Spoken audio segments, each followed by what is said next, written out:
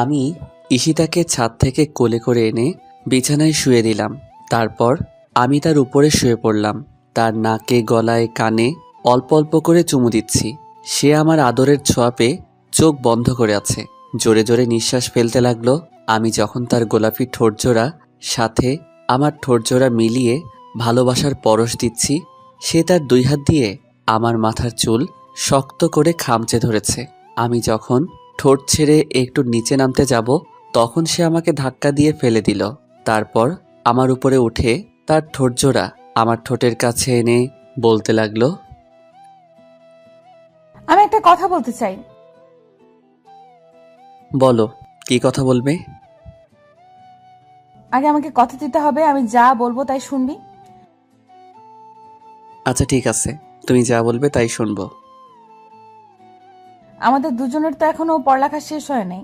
আমার আরো 1 বছর লাগবে, আর তোরও 2.5 বছর। তাই আমরা পড়ালেখা শেষ না করার আগে অন্য কিছু চিন্তা করব না। অন্য কিছু মানে? যা, আমি মুখে বলতে পারবো না। মুখে না বললে কিভাবে বুঝবো? আমি বেবির কথা বলছি। এই কথা বলে লজ্জায় মুখ লাল করে ফেলেছে। তুমি কি পাগল হয়েছো? পড়ালেখার সাথে বেবির কি সম্পর্ক? আমি এখনই বেবি নিতে চাই। তুই কিন্তু আমাকে কথা দিয়েছিস, আমি যা বলবো তা শুনবি। তাছাড়া আমরা যদি এরকম প্ল্যান করি, তাহলে আমাদের আর পড়াশোনা হবে না, নিজের পায়ে দাঁড়াতে পারবো না। আর আমার খালুজান মানে তোর আব্বু একটা ব্যবসা সামলাচ্ছে। তোর পড়াশোনা শেষ না হলে তোর আব্বুর সাথে ব্যবসায় সাহায্য করতে পারবি না। তাই আমরা এখন এরকম প্ল্যান করা ঠিক হবে না। তাহলে আমরা বিয়ে করেছি কেন? পড়ালেখা শেষ করে বিয়ে করতাম। এত কিছু জানি না, আমি যা বলছি তাই হবে। তার মানে এই 2 বছর তোমাকে আমি নিজের করে পাবো না? না। কি বলছো? তুমি পাগল পেয়েছো? বিয়ের পরে বউকে নিজের করে পাবো না, আদর করতে পারবো না, এ কথা বললেই হলো? মানি না আমি। তুমি আমার বিয়ে করা বউ, আমি যা বলবো তা শুনতে হবে। কি বলছিস তুই? আমাকে কথা দিয়েছিস, আমি যা বলবো তাই শুনবি। কিন্তু এতদিন তোমাকে কাছে না পেয়ে থাকতে পারবো? কে বললো আমাকে কাছে পাবি না? আমি তো সব সময় তোর সাথেই থাকবো। সাথে থাকলে কি হবে তোমাকে নিজের করে না পেলে? আরে পাগল, আমি তো সব সময় তোরই থাকবো। আর আমি তো আমাদের ভালোর জন্যই বলছি। আমার রাগ উঠে গেল। 2 বছর কিভাবে থাকবো? লাগবে না সব সময় তোমাকে আমার। আমি ধাক্কা দিয়ে উপর থেকে নামিয়ে বিছানার একপাশে শুয়ে পড়লাম। আমার বাবুটা দেখি খুব রাগ করেছে। দেখি বাবু, এদিকে আসো। এই কথা বলে আমাকে কাছে টেনে নিল। তারপর আমার 2 গালে কয়েকটা পাপ্পি দিয়ে আমাকে জড়িয়ে ধরলো। আমি তার জড়িয়ে ধরার কোনো রেসপন্স দিচ্ছি না। কি হলো, জড়িয়ে ধরো আমাকে। জড়িয়ে ধরে কি হবে? আমি বলছি জড়িয়ে ধর, না হলে কিন্তু আমি রুম থেকে চলে যাব। কি আর করা, বাধ্য হয়ে মেনে নিতে হলো। তা না হলে শাকচুন্নির রুম থেকে বাহির হয়ে যাব। আর বাসরাতে বউ রুম থেকে বাহির হওয়া মানে একটা গন্ডগোল লাগা। আমি আর কিছু না বলে জড়িয়ে ধরলাম। সাথে সাথে আমার বুকে এসে শুয়ে পড়ল। আমি কপালে একটা চুমু দিয়ে তাকে শক্ত করে জড়িয়ে ধরলাম। সকালে কারোর চুলের পানি দিয়ে আমার ঘুম ভাঙল। তাকিয়ে দেখি আমার শাকচুন্নি কিছুক্ষণ আগে মনে হয় শাওয়ার নিয়েছে। পরনে আকাশি কালার একটা শাড়ি, চুলগুলো থেকে টপ টপ করে পানি পড়ছে। সে পানি মনে হয় আমার মুখে দিয়েছিল। সে তার রেশমি কালো চুলগুলো ঘাড়ের এক সাইডে করে তোয়ালে দিয়ে চুলগুলো মুছছে। তার উন্মুক্ত পিঠে পানির ফোঁটা জমে আছে। কোমরের এক সাইডে শাড়িটা উপরে তোলা, নাভিটা স্পষ্ট দেখা যাচ্ছে। হায় আল্লাহ, এভাবে যদি আমার সামনে থাকে তাহলে 1 বছর কেন, একদিন নিজেকে কন্ট্রোলে রাখা আমার পক্ষে অসম্ভব হবে। আমি আস্তে আস্তে উঠে পিছন থেকে তার কোমরে হাত দিয়ে জড়িয়ে ধরলাম। সে একটু কেঁপে উঠল। এই কি করছিস? আমি আর কোনো কথা না বলে তাকে কোমর ধরে টেনে এনে খাটে আমার কোলে বসিয়ে দিলাম। সে ছাড় ছাড়ো বলে চিল্লাতে লাগলো। সে নিজেকে ছাড়িয়ে নেওয়ার চেষ্টা করছে না। দিব্যি আমার কোলে বসে আছে। আমি তার হাত থেকে তোয়ালেটা নিয়ে তার ভেজা চুলগুলো মুছতে লাগলাম। কি শুরু করে দিয়েছিস সকালবেলা? আমাকে নিচে যেতে হবে, সব মেহমানরা আছে, নাস্তা মাস্তা তৈরি করতে হবে না? চুপ, একদম চুপ। নতুন বউয়েরা প্রথম দিন কোনো কাজকর্ম করে না। কে বললো তোকে এ কথা? আর আমি নতুন বউ হয়েছি তো কি হয়েছে? এটা তো আমার খালামণির বাড়ি। চুপ করো, কোনো কাজকর্ম করতে হবে না, তুমি শুধু আমার কাজ করবা। আরে নতুন বউ সকালে নিচে না গেলে সবাই কি বলবে? কিচ্ছু বলবে না। আমি তার চুলগুলো মুছে তার গলায় কানে চুমু দিতে লাগলাম। সে শিহরিত হয়ে উঠল। কি করছিস? আমার কেমন জানি লাগছে। কেমন লাগছে বলো? না ছাড় বলছি আমাকে। জোরাজোরি শুরু করে দিল। ছাড়বো না, তার আগে পাপ্পি দাও। কেন? রাতে অনেকগুলো দিয়েছি, এখন আবার কেন? রাতে দিয়েছো তো কি হয়েছে? দিনে 20টা করে পাপ্পি দিতে হবে, তার একটা কম হলে আমারটা আমি আদায় করে নিব। যা, দিনে এতগুলো পাপ্পি দিতে পারবো না। দিতে পারবে না তো সমস্যা নাই, অন্য কারো কাছ থেকে নিয়ে নেব। কি? না কিছু না। অন্য কারো কাছ থেকে নিয়ে নিবে মানে? বললাম তো কিছু না। এ কথা যদি দ্বিতীয়বার কোনো সময় মুখে শুনি, তাহলে একটা বাড়ি দিয়ে মাথা ফাটিয়ে ফেলবো। হাই হাই, কি বলো? মাথা ফাটিয়ে ফেললে তো আমি মারা যাব, আর তুমি বিধবা হয়ে যাবে। বিধবা হলে হব, তারপরেও কোনো মেয়ের কথা যেন তোর মুখে না শুনি। আচ্ছা ঠিক আছে, শুনবা না, এখন পাপ্পি দাও। না দিব না। আচ্ছা ঠিক আছে, না দিলে যাওগা, লাগবে না তোমার পাপ্পি। লুচ্চা ছেলে, চোখ বন্ধ কর। চোখ বন্ধ করব কেন? চোখ বন্ধ না করলে দেব না বলে দিলাম। আমি চোখ বন্ধ করলাম, সাথে সাথে আমার দুগালে কয়েকটা পাপ্পি দিয়ে দৌড়ে চলে গেল। আমি ওয়াশরুম থেকে ফ্রেশ হয়ে নিচে গেলাম। সাথে সাথে নানা ভাই আমাকে একটা সোফায় বসিয়ে দিল। তারপর নানান কথা জিজ্ঞাসা করতে শুরু করলো। আমি নানা ভাইয়ের কথা শুনে হাসতে হাসতে শেষ। বউকে কতক্ষণ আদর করেছি, বউকে মন ভরে আদর করেছে কিনা, কিছুদিন পরে খুশির সংবাদ পাবে কিনা, আরও নানান কথা। আমিও বানিয়ে বানিয়ে সব মিথ্যা কথা বলেছি। সকালের নাস্তা করে শাকচুনিকে নিয়ে শ্বশুরবাড়িতে রওনা দিলাম। হায়রে আপ্যায়ন, এতদিন ছিল খালার বাড়ি, এখন হলো শ্বশুর বাড়ি। দুটা অ্যাডজাস্ট হয়ে গিয়েছে, মনে হয় খাওয়াতে খাওয়াতে মেরে ফেলবে। এত আপ্যায়ন আর সম্মান দেখে তো মনে মনে ভাবলাম আরও বছরখানেক আগে বিয়ে করলাম না কেন। এক রাত শ্বশুরবাড়িতে থেকে আবার আমার শাকচুন্নিকে নিয়ে নিজের বাড়িতে আসলাম। তারপর থেকে চলতে লাগলো আমাদের দিন। শাকচুন্নি এত কাজ করতে পারে আমি কল্পনাও করতে পারিনি। আম্মুর কোনো কাজ করতে হয় না, সব কাজ শাকচুন্নি করে। সাথে আমার কাপড় ধোয়া, কাপড় ইস্ত্রি দেওয়া, যাবতীয় যা কাজ আছে বাড়ির সবই করে। এক সপ্তাহ পরে ভার্সিটিতে যাওয়া শুরু করলাম। একই সাথে ভার্সিটিতে রিক্সা করে যাওয়া, আবার ভার্সিটি শেষ করে একই সাথে রিক্সা দিয়ে আসা। আমার ক্লাস অবশ্যই তার ক্লাসের 1 ঘন্টা আগে শেষ হয়ে যায়, তবে ক্লাস 1 ঘন্টা পরে শেষ হয়, আর 1 ঘন্টা আমি তার জন্য অপেক্ষা করতে হয়। অপেক্ষা না করে যদি চলে যায় তাহলে আমার সাথে রাগ করে 3 দিন কথা বলবে না। আগে তো কথা না শুনলে থাপ্পড় মারতো, কিন্তু বিয়ের পর থেকে আমাকে থাপ্পড় দেয় না। আমি কোনো কিছু বললে, আবার কোনো কিছু করলে রাগ করে অভিমান করে বসে থাকবে। রাতে সোফায় ঘুমাবে, আমাকে স্পর্শ করতেও দিবে না। তাই আমিও তার কথা মতো বাধ্য হয়ে চলি। প্রতিদিন রাতে আমাকে জড়িয়ে ধরে, আমার বুকে মাথা রেখে ছোট বাচ্চার মতো ঘুমাবে। আমিও তাকে ভালোবাসার স্পর্শে জড়িয়ে নেই। ভালোই চলতে লাগলো দিনকাল। আজকে 3 মাস হয়ে গেছে, এখনো তাকে নিজের করে পাইনি। রাতে 4 পাপ্পি, দিনের 4 পাপ্পি নিয়ে সন্তুষ্ট থাকতে হয়। আমি মাঝে মাঝে জোর খাটিয়ে তাকে একটু ভালোবাসা দেই। একদিন রাতে ল্যাপটপে এক বন্ধুর সাথে চ্যাট করতেছিলাম, হঠাৎ একটা ইমেইলে চোখে পড়ল। ইমেইলটা আসছে আজ থেকে 5 দিন আগে। অনেক দিন ধরে অনলাইনে থাকি না, তাই ইমেইলটা চোখে পড়েনি। ইমেইলটা পড়ে যা বুঝলাম, লন্ডন একটা ইউনিভার্সিটিতে অ্যাপ্লাই করেছিলাম, তারা আমাকে সিলেক্ট করেছে। সব কিছু ঠিকঠাক থাকলে আগামী 27 তারিখে আমাকে লন্ডনে যেতে হবে এবং সব কাগজপত্র ফিল আপ করতে হবে। 1 তারিখ থেকে আমার ক্লাস শুরু হবে। তার মানে আর 15 দিন। এখন চিন্তায় পড়ে গেলাম, আব্বু আম্মু কি রাজি হবে? বিশেষ করে আমার শাকচুন্নিকে কি বলবো? আমি কি শাকচুন্নিকে ছাড়া থাকতে পারবো? কেউই হয়তো রাজি হবে না, কারণ এখন আমি একটা পাবলিক ভার্সিটিতে লেখাপড়া করছি। তাহলে বিদেশ যাওয়ার দরকার কি? সবার সামর্থ্য বা মেধা থাকে না পাবলিক ভার্সিটিতে পড়ার। আমার সাথে আমার 3 বন্ধু পরীক্ষা দিয়েছিল, কিন্তু ওরা চান্স পায়নি, আমি পেয়ে গেলাম। আবার মনে মনে ভাবলাম, আব্বু একা ব্যবসা সামলাচ্ছে, আর ঈশিতা যেহেতু আমাকে শর্ত দিয়েছে লেখাপড়া শেষ না করার আগে আমাদের ভবিষ্যতে ফিউচার নিয়ে ভাবা যাবে না, তাহলে দেশে থেকে কি করব? বন্ধু বান্ধবের আড্ডায় ওড্ডায় আরও লেখাপড়ার ক্ষতি হবে।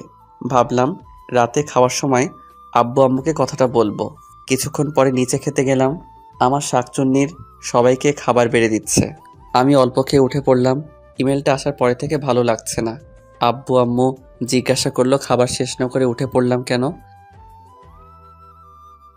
আসলে আমার তো রকম খিদে নেই, তাই অল্প খাওয়ার পরে পেট ভরে গেছে।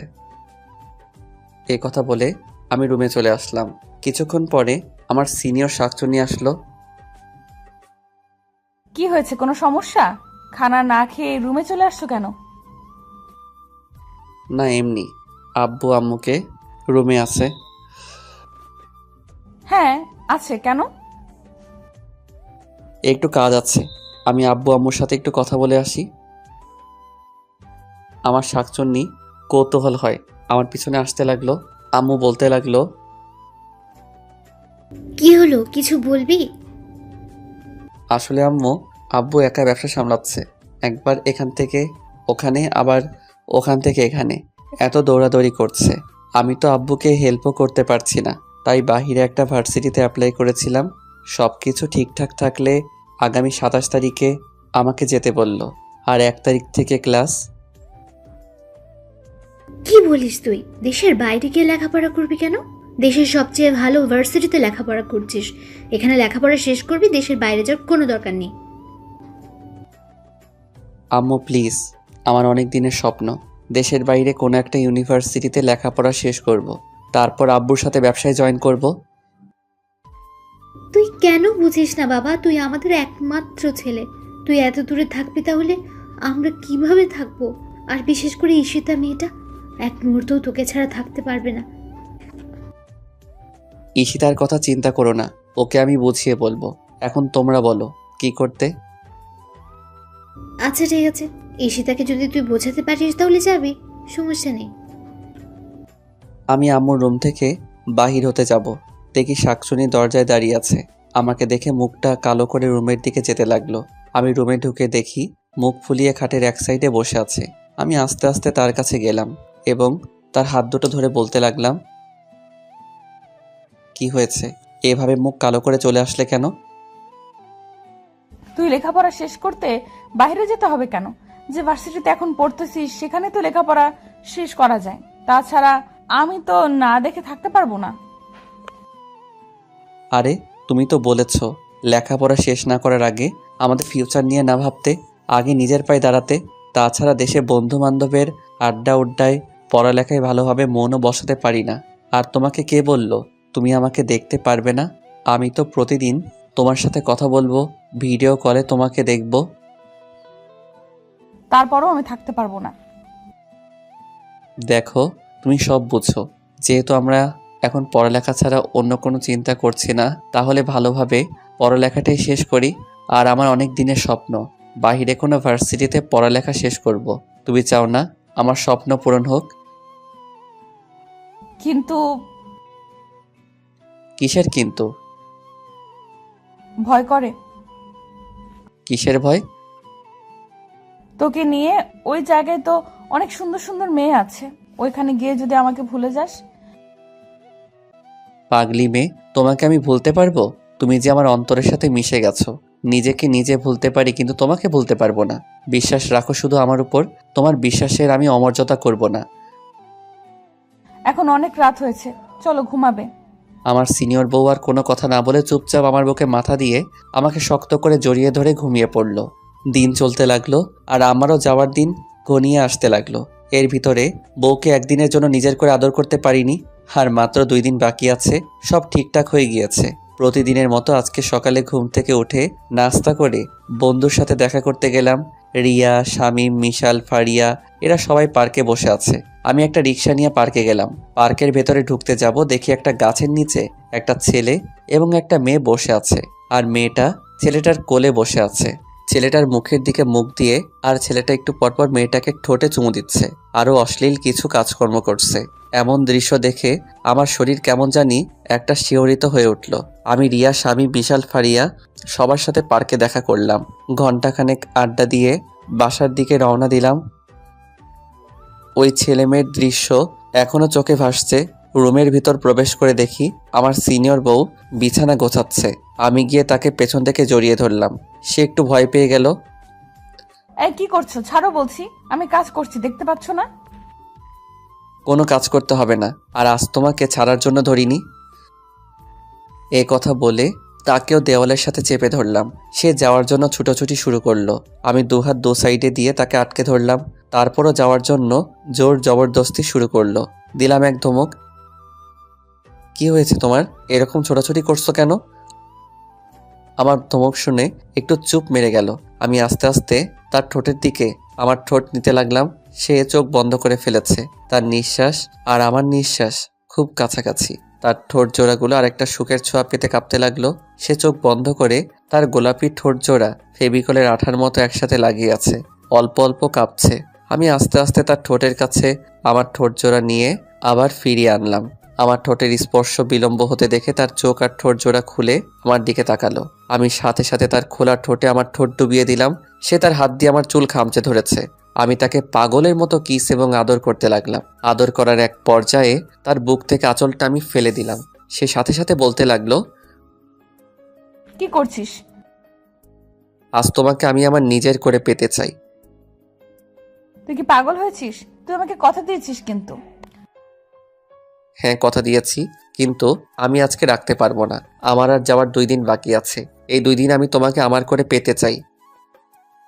এ কথা বলে তাকে আমি জোর করে আদর করতে লাগলাম। সে আমাকে জোরে একটা ধাক্কা মারলো। আমি তার ধাক্কা সামলাতে না পেরে ওয়ার্ড্রোবের সাথে বাড়ি খেলাম। সাথে সাথে কপালে ব্যথা অনুভব করলাম। কপালে হাত দিয়ে দেখি রক্ত অল্প একটু কেটে গেছে। আমার সিনিয়র বউ আমার কপালে রক্ত দেখে দৌড়ে আমার কাছে আসলো এবং আমার মাথা ধরে বলতে লাগলো, হায় আল্লাহ, এ আমি কি করলাম? সরি সরি, আমি ইচ্ছে করে তোমাকে ধাক্কা মারিনি, প্লিজ, আমার ভুল হয়ে গেছে। সে দৌড়ে ডেটল এবং ব্যান্ডেজ নিয়ে আসলো। আমার মাথা ব্যান্ডেজ দিয়ে বাঁধতে যাবে, আমি এক ঝটকা দিয়ে তার হাত সরিয়ে ফেললাম এবং মাথায় হাত দিয়ে রাগ করে রুম থেকে বের হয়ে গেলাম। সে পিছন থেকে কান্না করতে লাগলো আর বলতে লাগলো, কোথায় যাচ্ছিস? আমার ভুল হয়ে গেছে। আমি তার কোনো কথা শুনলাম না। বাইরে বের হয়ে একটা ফার্মেসিতে গিয়ে মাথাটা ব্যান্ডেজ করে নিলাম। তারপর দুজন বন্ধুকে ফোন করে এনে দোকানে বসে আড্ডা শুরু করলাম। দুপুরে লাঞ্চ টাইম পেরিয়ে গেছে, আমি এখন অবধি বাসায় যাই নাই। বন্ধুরা কিছুক্ষণ আড্ডা দিয়ে চলে গেল। আমি দোকানে বসে আছি। বিকাল 4টা বাজে। হঠাৎ করে মোবাইলটা পকেট থেকে বের করলাম। সাথে সাথে স্ক্রিনের দিকে তাকিয়ে দেখি, হায় হায় সর্বনাশ, 102টা ফোন, 5টা আম্মুর আর বাকিগুলো ঈশিতার। 2 মিনিট পরে আবার ফোনটা বাজতে লাগলো। আম্মু ফোন দিয়েছে। আমি ফোনটা রিসিভ করলাম। হ্যালো। কোথায় তুই? তাড়াতাড়ি বাসায় আয়। কেন, কি হয়েছে? তুই সারাদিন বাসার বাইরে, আর ওইদিকে এসে কখন থেকে রুমের দরজা বন্ধ করে কান্না করছে। আমি অনেকবার গিয়ে ডেকেছি খাবারের জন্য, কিন্তু দরজাও খুললো না। তুই তাড়াতাড়ি বাসায় আয়। আমি ফোনটা কেটে দিয়ে বাসার দিকে যেতে লাগলাম। বাসায় আমার রুমে কি স্পষ্ট শুনতে পাচ্ছি কান্নার আওয়াজ। আমি দরজা একটা ধাক্কা দিয়ে ডাক দিলাম, কিন্তু কান্না করে যাচ্ছে। দরজা খোলার নাম কোনো খবর নাই। আমি আরও কই একটা ধাক্কা দিলাম এবং ডাক দিলাম, কিন্তু দরজা খুলছে না। এবার আমি একটু রেগে বললাম, ঠিক আছে, যত পারো কান্না করতে থাকো, দরজা খোলার দরকার নাই। আমি আবার বাহিরে চলে যাই। সাথে সাথে দরজা খুলে দিল এবং আমাকে জড়িয়ে ধরে কান্না করতে লাগলো। আমার অনেক খারাপ লাগছে, এভাবে কখনো কান্না করতে দেখি নাই। আমার এরকম করা ঠিক হয়নি। আমি তাকে জড়িয়ে ধরে বললাম, আরে কি হয়েছে, এভাবে কান্না করছো কেন? আসলে আমি সরি, ওই সময় আমার মাথা ঠিক ছিল না। এই যে তোমাকে ছুঁয়ে বলছি, তোমার অনুমতি ছাড়া তোমাকে আমি টাচ করব না। একটু কান্নাটা স্টপ করো। সে এক নাগাড়ে কেঁদেই যাচ্ছে আর ভাঙা ভাঙা গলায় বলতে লাগলো, আমি সরি, আমি ইচ্ছে করে এমনটা করিনি, আমি বুঝতে পারিনি এভাবে লেগে যাবে। প্লিজ আমাকে ক্ষমা করে দে। আরে কি বলছো তুমি? আমার তেমন কিছু হয়নি। আর তুমি কান্না করতে করতে চোখগুলো লাল করে ফেলেছো। এই সামান্য বিষয় নিয়ে এভাবে কান্না করতে হয়? তুই আমার ফোন ধরিসনি কেন? আমার ফোন ভাইব্রেশন লাগানো ছিল, তাই ধরতে পারিনি। তুমি খেয়েছো? তোকে ছাড়া খেয়েছি কখনো? তুমি না খেয়ে এভাবে কান্না করছো, কেমনটা লাগে বলো তো? চলো খাবে। এ কথা বলে আমি তাকে কোলে তুলে নিলাম। সে তার হাত দিয়ে আমার গলা জড়িয়ে ধরলো আর বলতে লাগলো, কি করছিস? খালামণি দেখবে তো। আম্মু দেখলে দেখুক, আমার বউকে আমি কোলে নিব। কার কি? আমি ঈশিতাকে কোলে নিয়ে সিঁড়ি দিয়ে নিচতলায় নামছি। এমন সময় আম্মু হুট করে কোথায় থেকে যেন এসে পড়ল। আমার সিনিয়র বউ আম্মুকে দেখে আমার কোল থেকে নামার জন্য ছটফট করতে শুরু করলো। আমি একটু রাগী লুক নিয়ে তার চোখের দিকে তাকালাম। সে সাথে সাথে চুপটি মেরে গেল। আম্মু বলতে লাগলো, কি হয়েছে ঈশিতার? এতক্ষণ রুমে বসে কান্না করছিল, এখন তুই কোলে নিয়ে নিচে নামছিস, কোনো সমস্যা হয়েছে নাকি? আমার সিনিয়র বউ আম্মুর কথা শুনে লজ্জায় মুখ লাল করে আমার বুকের দিকে মুখ ঘুরালো। আমি থমথমে গলায় বললাম, আসলে ঈশিতার অনেকক্ষণ ধরে নাকি কি জন্য পায়ে ব্যথা করছিল, তাইলে নিচে নেমে খাবার খেতে পারেনি। আমার কথা শুনে আম্মু বলতে লাগলো, বোকামি, এমন বোকামি তো দেখি নাই। পায়ে ব্যথা করলে আমাকে বলবি না? না খেয়ে দরজা বন্ধ করে কান্না করলে পায়ে ব্যথা যাবে? যা, ওকে নিয়ে উপরে যা, তারপর পায়ে ব্যথার মলম লাগিয়ে দে। আমি তোদের দুজনের জন্য খাবার নিয়ে আসছি। আমি আমার সিনিয়র বউকে কোলে করে রুমে নিয়ে আসলাম। সে সাথে সাথে আমার কোল থেকে নেমে পড়ল। তারপর বলতে লাগলো, আমি বলছি না খালামণি দেখে ফেলবে? আরে আম্মু দেখেছে তো কি হয়েছে? যা, খালামণির সামনে বুঝি আমার লজ্জা করে না? খালামণি এখন কি ভাববে? আরে আমার লজ্জাপতি সিনিয়র বউ, আম্মু কিছু ভাববে না। ছেলে তার ছেলের বউকে করে নিয়েছে, তাতে কি ভাবার আছে? একটা বাড়ি দিয়ে মাথা ফাটিয়ে ফেলবো। ও মা, আমি আবার কি করলাম? মাথা ফাটাবে কেন? সিনিয়র বউ বলিস কেন? শুধু বউ বলতে পারিস না? আচ্ছা ঠিক আছে, সিনিয়র বউ বলবো না, সিনিয়র শাকচুনি বলবো। কি বললি? না কিছু না। কিছু না মানে? তুই সিনিয়র শাকচুন্নি বললি কেন? সরি, মুখ ফসকে বের হয়ে গিয়েছে। মুখ ফসকে বের হয়নি, তুই ইচ্ছাকৃতভাবে বলেছিস। আজকে খাইছি তোরে আমি। আরে কি করছো? ছাড়ো আমাকে। তোমার না পায়ে ব্যথা? কিসের ব্যথা? ও মা, আম্মুকে না বললাম তোমার পায়ে ব্যথা? এখন আম্মু যদি এসে দেখে তুমি ব্যথা নিয়ে তার ছেলের গলা চেপে ধরে আছো, তাহলে আম্মুও বুঝে ফেলবে যে তোমার পায়ে খুব ব্যথা নেই। তোমাকে আমি এমনি এমনি কোলে নিয়েছিলাম।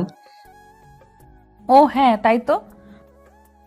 এখন চুপচাপ সোফায় বসে পড়ো, আমি তোমার পায়ে মলম লাগিয়ে দেই। মলম লাগাবি কেন? আমার পায়ে তো ব্যথা নাই। আরে আম্মু না বললো তোমার পায়ে মলম লাগিয়ে দেওয়ার জন্য? আচ্ছা ঠিক আছে। আমি আমার সিনিয়র বইয়ের পায়ে মলম লাগিয়ে দিচ্ছি। এমন সময় আম্মু খাবার নিয়ে রুমে আসলো। দুজনে হাত মুখ ধুয়ে এসে খাবার খেতে বসলাম। কিন্তু আমার শাকচুনি নাকি খেতে পারবে না। আমি তো জানি শাকচুনি কী জন্য বললো খেতে পারবে না। আমি নিজের হাতে শাকচুন্নিকে খাইয়ে দিলাম। শাকচুন্নির ছোট বাচ্চার মতো ভাত চিবানো দেখলে আর যে কি ভালো লাগে তা বলে বোঝাতে পারবো না। খাওয়া দাওয়া শেষ করে ছাদে দুজনে কিছুক্ষণ আড্ডা দিলাম। আমার যাওয়ার আর 2 দিন বাকি আছে, কিছু শপিং করতে হবে। তাই বিকেলে বাসা থেকে বের হলাম শপিং করার জন্য। কিন্তু শাকচুনি আমার সাথে শপিংয়ে যাবে না। শপিং করতে নাকি ওর ভালো লাগে না। শপিং করে রাতে বাড়ি ফিরলাম। রাতের খাবার খেয়ে খুব ক্লান্ত লাগছে। রুমে গিয়ে বিছানায় গাটা এলিয়ে দিলাম। কিছুক্ষণ পরে আমার শাকচুন্নি রুমে আসলো। এসে দেখে আমি বিছানায় শুয়ে আছি, তাই জিজ্ঞেস করলো, তোমার কি শরীর খারাপ? আমি মাথা ঝাঁকিয়ে দিয়ে না বললাম। আমার মাথা ঝাঁকি দেখে রেগে বলল, মুখে কি কোনো কিছু ঢুকছে নাকি ইঁদুর বিড়াল টিড়াল? মুখে কথা বোঝা যায় না। আমি তার কথার কোনো উত্তরই দিলাম না। বালিশের নিচ থেকে মোবাইলটা বের করে টিপতে লাগলাম। সে রাগ করে আমার পাশেই শুয়ে পড়ল। আমি মোবাইল টিপছি আর চোখে তার দিকে তাকাচ্ছি। সে এপাশ ওপাশ করছে, কি যেন বলবে মনে হয়, কিন্তু আমার অবস্থা দেখে রাগে কিছু বলতে পারছে না। আমি দিব্যি মোবাইল টিপেই যাচ্ছি। সে অনেকক্ষণ নড়াচড়া করে আমার কাছে ঘেঁষতে লাগলো। তারপর আমি এক নাগাড়ে মোবাইল টিপেই যাচ্ছি। সে এবার আর চুপ থাকতে পারিনি, বলতে শুরু করলো, কি আছে মোবাইলে? এইভাবে মোবাইল টিপছো? ওখানে গিয়ে যদি এইভাবে মোবাইল টিপো তাহলে লেখাপড়া তো কারে উঠবে? আমি তার কোনো কথা জবাব দিচ্ছি না। সে এবার আমার বুকে চলে আসলো এবং আমার হাত থেকে মোবাইলটা ছো মেরে নিয়ে নিল। কি করছো? আমার উপরে আসলা কেন? উপরে আসলাম মানে? দুপুরে আমি তোমাকে কথা দিয়েছি, তোমার অনুমতি ছাড়া তোমাকে টাচ করব না। তুমি আমাকে কথা দিয়েছো টাচ করবা না, কিন্তু আমি তো কথা দেইনি আমি আমার স্বামীর উপর আসবো না। তাতে তোমার কি? হ্যাঁ, মানে তুমি আমার উপরে আসবা আর আমার কিছু না? না তোমার কিছু না। দুপুরের জন্য এখনো আমার উপর রাগ করে আছো? আচ্ছা ঠিক আছে, দুপুরের জন্য আমি সরি। আমি ইচ্ছে করে এমনটা করিনি, খুব লেগেছিল না? আমি কোনো কথা বললাম না। কি হলো, কথা বলবা না? আচ্ছা ঠিক আছে, আমি আদর করে দিচ্ছি। এই কথা বললে আমার কপালে কয়েকটা চুমু দিল। তারপর বলল, এখন ঠিক আছে তো? এখন তো রাগ কমেছে নিশ্চয়ই? না, এখনো রাগ কমেনি। কি হলো বলো, এখনো রাগ কমেনি? তাহলে কি করলে রাগ কমবে তোমার? এক কাজ করো, আমাকে শক্ত করে জড়িয়ে ধরো, তাহলেই তোমার রাগ কমে যাবে। কি লজিক, শক্ত করে জড়িয়ে ধরলে রাগ কমে যাবে? কি হলো, ধরো না কেন? না, ধরবো না। না ধরলে দুপুরে যে জায়গায় ব্যথা পেয়েছো সেই জায়গায় দিব একটা। কি দিবা? বাঁশ দিয়া বাড়ি।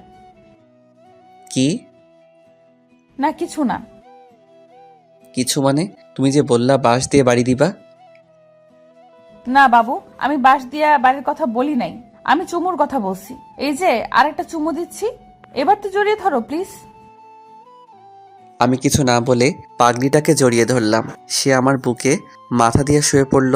হঠাৎ করে লক্ষ্য করলাম সে ঘুমাচ্ছে না, নড়াচড়া করছে আর বারবার আমার বুক থেকে মাথা তুলে আমাকে দেখছে। আগে তো এরকম করেনি। আমার বুকে শোয়ার সাথে সাথে ঘুমিয়ে পড়ে। হঠাৎ করে আমাকে বলতে লাগলো, এই কি? এই কি? একটা কথা বলবো? হ্যাঁ বলো। আমি না হ্যাঁ বলো। আমি না কি? তুমি না? আমি না আরে কি আমি না আমি শুরু করছো? আমি মুখে বলতে পারবো না, কানে কানে বলবো। আচ্ছা ঠিক আছে বলো। আমার সিনিয়র বউ কানে কানে যে কথা বলল তা শুনে আমার চোখ চরকগাছ হয়ে গিয়েছে। সে নাকি আমার আদর পেতে চায়, আমার ভালোবাসা পেতে চায়, আমার স্পর্শ চায়। কিন্তু মাগার বেবি টেবির প্ল্যান করা যাবে না। সমস্যা নাই, আমি তো এর সুযোগের অপেক্ষায় ছিলাম। সে আমার কানে কানে এ কথা বলে। লজ্জায় আমার বুকে মুখ লুকালো। আমি তার মাথাটা আমার বুক থেকে তুললাম, তারপর তার দিকে তাকালাম। সে চোখ বন্ধ করে আছে আর আমি এই সুযোগে আমার ঠোঁট তার ঠোঁটের কাছে কাছে নিতে লাগলাম। তার শ্বাস প্রশ্বাস আমার মুখের উপরে পড়ছে, তার বুক দ্রুত ওঠানামা করছে। আমি বুঝতে পারছি একসময় তার ঠোঁটের সাথে আমার ঠোঁট এক হয়ে যায়। সে নিজেকে সামলাতে পারছে না, আমার প্রতিটি ছোঁয়ায় সে কেঁপে উঠছে। একসময় দুজন দুজনের মাঝে হারিয়ে যেতে লাগলাম। 2টা দিন খুব ভালোভাবে কেটেছে। এই 2টা দিন হিসাব করলে জীবনের সবচেয়ে আনন্দময় দিন ধরা যেতে পারে। আজকের বিকাল 5টা বাজে আমার ফ্লাইট। যাওয়ার সময় বন্ধু বান্ধব, আত্মীয় স্বজন সবার কাছ থেকে বিদায় নিয়ে গাড়িতে উঠলাম। আমার খুব খারাপ লাগছে, বন্ধু বান্ধব সবাইকে ছেড়ে এত দূরে চলে যাচ্ছি। ভাবতেই কেমন যেন একটা কষ্ট লাগছে। বন্ধু বান্ধবের সাথে কত আড্ডা উড্ডা দিলাম, হাসি রং তামাশায় খেলাধুলায় জীবনটাকে মাতিয়ে তুলেছিলাম। আর হয়তো সেই সোনালি দিনগুলো জীবনে ফিরে আসবে না। শত ইচ্ছে করলেও সব বন্ধু বান্ধব এক হয়ে আর আড্ডা দিতে পারবো না, কারণ ততদিনে হয়তো সবাই যার যার কর্মজীবন নিয়ে ব্যস্ত হয়ে পড়বে। গাড়িতে বসে আছি, গাড়ির ভিতরে কারো মুখের দিকে তাকাতে পারছি না। সবার মুখ কালো হয়ে আছে। হয়তো আপনজন দূরে চলে গেলে যে একটা কষ্ট বুকে জমা হয়, সেই কষ্ট থেকে আপনা আপনি মুখ কালো হয়ে যায়। গাড়ি এয়ারপোর্টে গিয়ে পৌঁছালো। এখন সবাই থেকে বিদায় নিয়ে ভিতরে ঢোকার পালা। মা বাবার সামনে গিয়ে দাঁড়ালাম। চোখ দুটো ঝাপসা হয়ে আসছে, মা বাবাকে স্পষ্ট দেখতে পাচ্ছি না। বিদায়টা এত কষ্টের হয় কেন? মা বাবার সামনে দাঁড়াতেই টপ টপ করে চোখ থেকে পানি পড়তে লাগলো। আমার মা আমাকে জড়িয়ে ধরে হাউমাউ করে কেঁদে দিলেও সাথে বাবাও। আমিও তাদেরকে জড়িয়ে ধরে কেঁদে দিলাম। ঈশিতার দিকে তাকিয়ে দেখি বারবার ওড়না দিয়ে মুখ মুছছে, চোখ দুটো লাল হয়ে আছে। মামা এসে আব্বু আম্মুকে বলতে লাগলো, ওকে জড়িয়ে ধরে যদি এইভাবে কান্না করতে থাকো তাহলে ও যাবে কিভাবে? ফ্লাইট মিস করবে তো। আব্বু আম্মু নিজেদেরকে সামলে নিল। তারপর আম্মু আমাকে কপালে চুমু দিয়ে বলতে লাগলো, বাবা সাবধানে থাকবি, ঠিকমতো খাওয়া দাওয়া করবি, বেশি রাত জাগবি না, তোর তো আবার রাত জাগার অভ্যাস আছে। আর ঠিকমতো লেখাপড়া করবি, কারোর সাথে ঝগড়া বিবাদ করবি না, খারাপ মানুষ থেকে দূরে থাকবি, খারাপ কোনো জিনিসই খাবি না, সময় পেলেই আমাকে ফোন দিবি। আরও নানান উপদেশ দিতে লাগলো। হঠাৎ করে বলতে লাগলো, ওই দেখ ঈশিতা মেয়েটা কিভাবে কান্না করছে, যা মেয়েটাকে কিছু বলে আয়। আমি আস্তে আস্তে আমার শাকচুনির কাছে গিয়ে দাঁড়ালাম। সাথে সাথে শাকচুনি আমাকে জড়িয়ে ধরে ফুপিয়ে ফুপিয়ে কান্না শুরু করে দিল। আমি তাকে জড়িয়ে ধরে বললাম, আরে পাগলি, এভাবে কাঁদলে আমি যাব কিভাবে? আমার যে ফ্লাইটের টাইম হয়ে গেছে, যাবার সময় এভাবে কাঁদলে আমি যেতে পারবো? কিন্তু আমার শাকচুনি আমার কোনো কথাই শুনছে না, কেঁদেই চলেছে। আমি আব্বু আম্মুর কাছ থেকে বিদায় নিয়ে ঈশিতার সামনে গিয়ে দাঁড়ালাম। সাথে সাথে আমাকে জড়িয়ে ধরে কান্না শুরু করে দিল। আমি তাকে কি বলে সান্ত্বনা দিব, ভাষা খুঁজে পাচ্ছি না। কিছুক্ষণ পরে আমি তার মাথাটা আমার বুক থেকে তুলে তার চোখে পানি মুছে দিয়ে বললাম, যেভাবে কান্না করছো মনে হচ্ছে আমি তোমাকে ছেড়ে আজীবনের জন্য চলে যাচ্ছি। এইভাবে কান্না করলে আমি যেতে পারবো? আমি তোমার সেই মিষ্টি হাসি মাখা মুখটা দেখে যেতে চাই। কি দিবা না সেই হাসি মাখা মুখে বিদায়? আমার কথা শুনে মাথা ঝাঁকি দিয়ে বলল, হ্যাঁ দিব। তাহলে চোখের পানি মুছো আর তাকাও আমার দিকে। আমি তার কাঁধের উপর দুহাত দিয়ে বললাম, একদম টেনশন করবা না আমাকে নিয়ে। আমি তোমাকে প্রতি মিনিটে ফোন দিব। ঠিকঠাক মতো খাওয়া দাওয়া করবে, হ্যাঁ? আর আব্বু আম্মুর খেয়াল রেখো। বাসা থেকে ভার্সিটি ছাড়া বাহিরে যাওয়ার দরকার নাই। এখন তুমি কোনো মেয়ে না, কারো স্ত্রী, কারো বাড়ির বউ। সাবধানে চলাফেরা করবা। যদি পারো যে বোরকাটা পরে আমার সাথে বাজারে গিয়েছিলা, সেই বোরকাটা পরে বাহিরে বের হবা। কেউ যেন আমার রেখে যাওয়া আমানতের দিকে নজর দিতে না পারে। কি হলো, কথা বলো না কেন? তুমি যেভাবে বলবা আমি সেভাবেই চলবো। কেউ তোমার আমানতের দিকে নজর দিতে পারবে না। আমি আমার সিনিয়র বউয়ের কপালে একটা চুমু দিয়ে বললাম, তাহলে এখন একটু হাসো, আমার যাওয়ার সময় হয়ে গিয়েছে। ঈশিতা একটা মুচকি হাসি দিল, কিন্তু সেই হাসিতে কোনো প্রাণ নেই। আসলে প্রিয় এবং কাছের মানুষ যদি দূরে কোথাও চলে যায়, সেই কাছের মানুষকে বিদায় দেওয়াটা যে কতটা কষ্টের মুহূর্ত শুধু তারাই অনুভব করতে পারবে, যারা কাছের এবং প্রিয় মানুষকে দূরে কোথাও যাওয়ার সময় বিদায় দিয়েছে। আমি বললাম, তাহলে আসি। এ কথা বলার সাথে সাথে ঈশিতা আমার বুকে ঝাঁপিয়ে পড়ল আর বলতে লাগলো, আমি তোমাকে ছাড়া থাকতে পারবো না।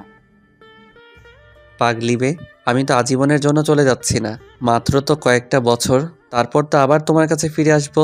এইভাবে কান্না করলে আমি তো যেতে পারবো না। প্রিয় মানুষগুলোকে হাসি মুখে বিদায় দিতে হয়। ঈশিতা একটু স্বাভাবিক হয়, নাক টানতে টানতে বলতে লাগলো, যেভাবে যাচ্ছ সেভাবে ফিরে আসবা। হ্যাঁ আসবো। আর ওই জায়গায় কিন্তু অনেক সুন্দর সুন্দর মেয়েরা আছে, দেখতে সেম বান্দরের মতো। ওদের সুন্দরের লোভে পড়বা না। আর লাল চামড়ার মেয়েদের থেকে 100 হাত দূরে থাকবা। কি হলো, আমি কি বলছি বুঝতে পারছো নি? হ্যাঁ বোঝাতে পারছি। আর ঠিকঠাক মতো খাওয়া দাওয়া করবা, শরীরের যত্ন নিবা। ওই জায়গায় একদম অগোছালো ছেলেদের মতো থাকবে না। বাইরে ঘোরাঘুরির দরকার নাই। Varsity to hostel, hostel to varsity, এর ভেতরে কোনো জায়গায় যাবা না। মন দিয়ে পড়বা। মোবাইলে খারাপ কোনো ভিডিও দেখতে পারবা না বলে দিলাম। প্রতিদিন আমার সাথে মোবাইলে কথা বলতে হবে, তা না হলে কিন্তু আমি না খেয়ে থাকবো। আর ওই জায়গায় যদি উল্টাপাল্টা কিছু করো তাহলে কিন্তু আমাকে হারাবা। তোমাকে হারাবো মানে? আমি স্টেট মারা। কথাটা শেষ করতে দেই নাই, তার আগে তার মুখে হাত দিয়ে চেপে ধরলাম। চুপ, একদম এ কথা বলো না। তুমি যেভাবে বলবা সেইভাবেই ওই জায়গায় চলবো। তুমি একদম আমাকে নিয়ে টেনশন করবা না। আমি তোমারই আছি, তোমারই থাকবো। বুঝতে পেরেছ? ঈশিতা মাথা ঝাঁকি দিয়ে বলল, হ্যাঁ। এখন তাহলে আমি যাই।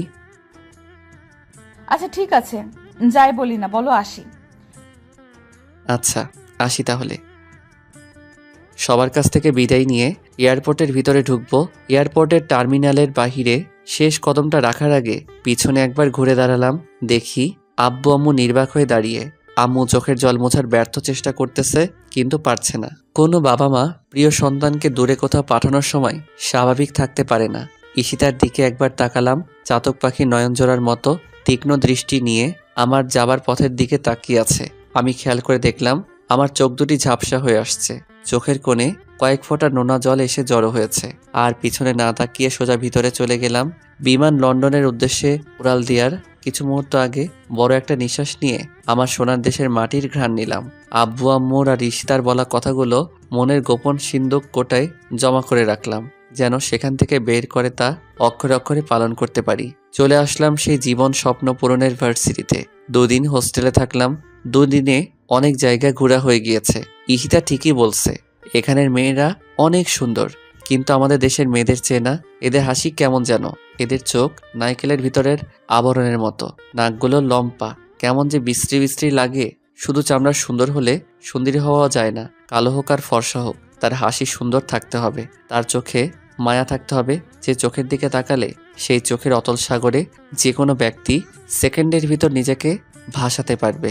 কণ্ঠস্বর খুব মিশ্রণ হতে হবে। এগুলো যার মধ্যে থাকবে, হোক সে কালো কুচকুচে, সে যে কোনো চামড়ার সুন্দরীকে হার মানাবে। আর এগুলো শুধু বাঙালি নারীদের মধ্যেই আছে। তারপর থেকে নিয়মিত ক্লাস করতে শুরু করলাম। নতুন পরিবেশে, নতুন জায়গা, নতুন ভার্সিটি। কিছুদিনের ভিতরে বন্ধু বান্ধব হয়ে গিয়েছে, শিক্ষক শিক্ষিকাদের সাথে পরিচিত হয়ে গেছি। চলতে শুরু করলাম আমার স্বপ্ন পূরণ বাস্তবায়ন করার পথে। সময় পেলেই আব্বু আম্মু আর ঈশিতার সাথে কথা বলি। কথা বলার পর কোনো কিছুই ভালো লাগে না। আব্বু আম্মু আর ঈশিতার চেহারা চোখের সামনে ভেসে ওঠে। খুব মিস করি বন্ধুদের আড্ডার মজা। জানি যতদিন থাকবো এই দূর দেশে, তো দিন থাকবে প্রিয় মানুষদের সাথে কাটানোর সময়গুলো আমার স্মৃতির ফ্রেমে। দিন চলতে লাগলো, এক এক করে 4টা বছর চলে গেল। বিবিএ ফাইনাল এক্সাম দিয়েছি। 15 দিন পরে রেজাল্ট জানাবে। উপস্থিত হলাম রেজাল্টের দিন ভার্সিটিতে। বছরের 10 জন সেরা ছাত্র, এর ভিতর আমি 3 নাম্বার হয়েছি। বিদায় অনুষ্ঠানে ওই দেশের পররাষ্ট্রমন্ত্রী আমাকে বছরের সেরা ছাত্র পুরস্কার তুলে দিলেন এবং আমার হাতে সরকারি সিলমোহর দিয়ে বিবিএ ডিগ্রিধারী সার্টিফিকেট তুলে দিলেন। আজ আমি অনেক খুশি, আমার স্বপ্ন পূরণ করতে পেরেছি।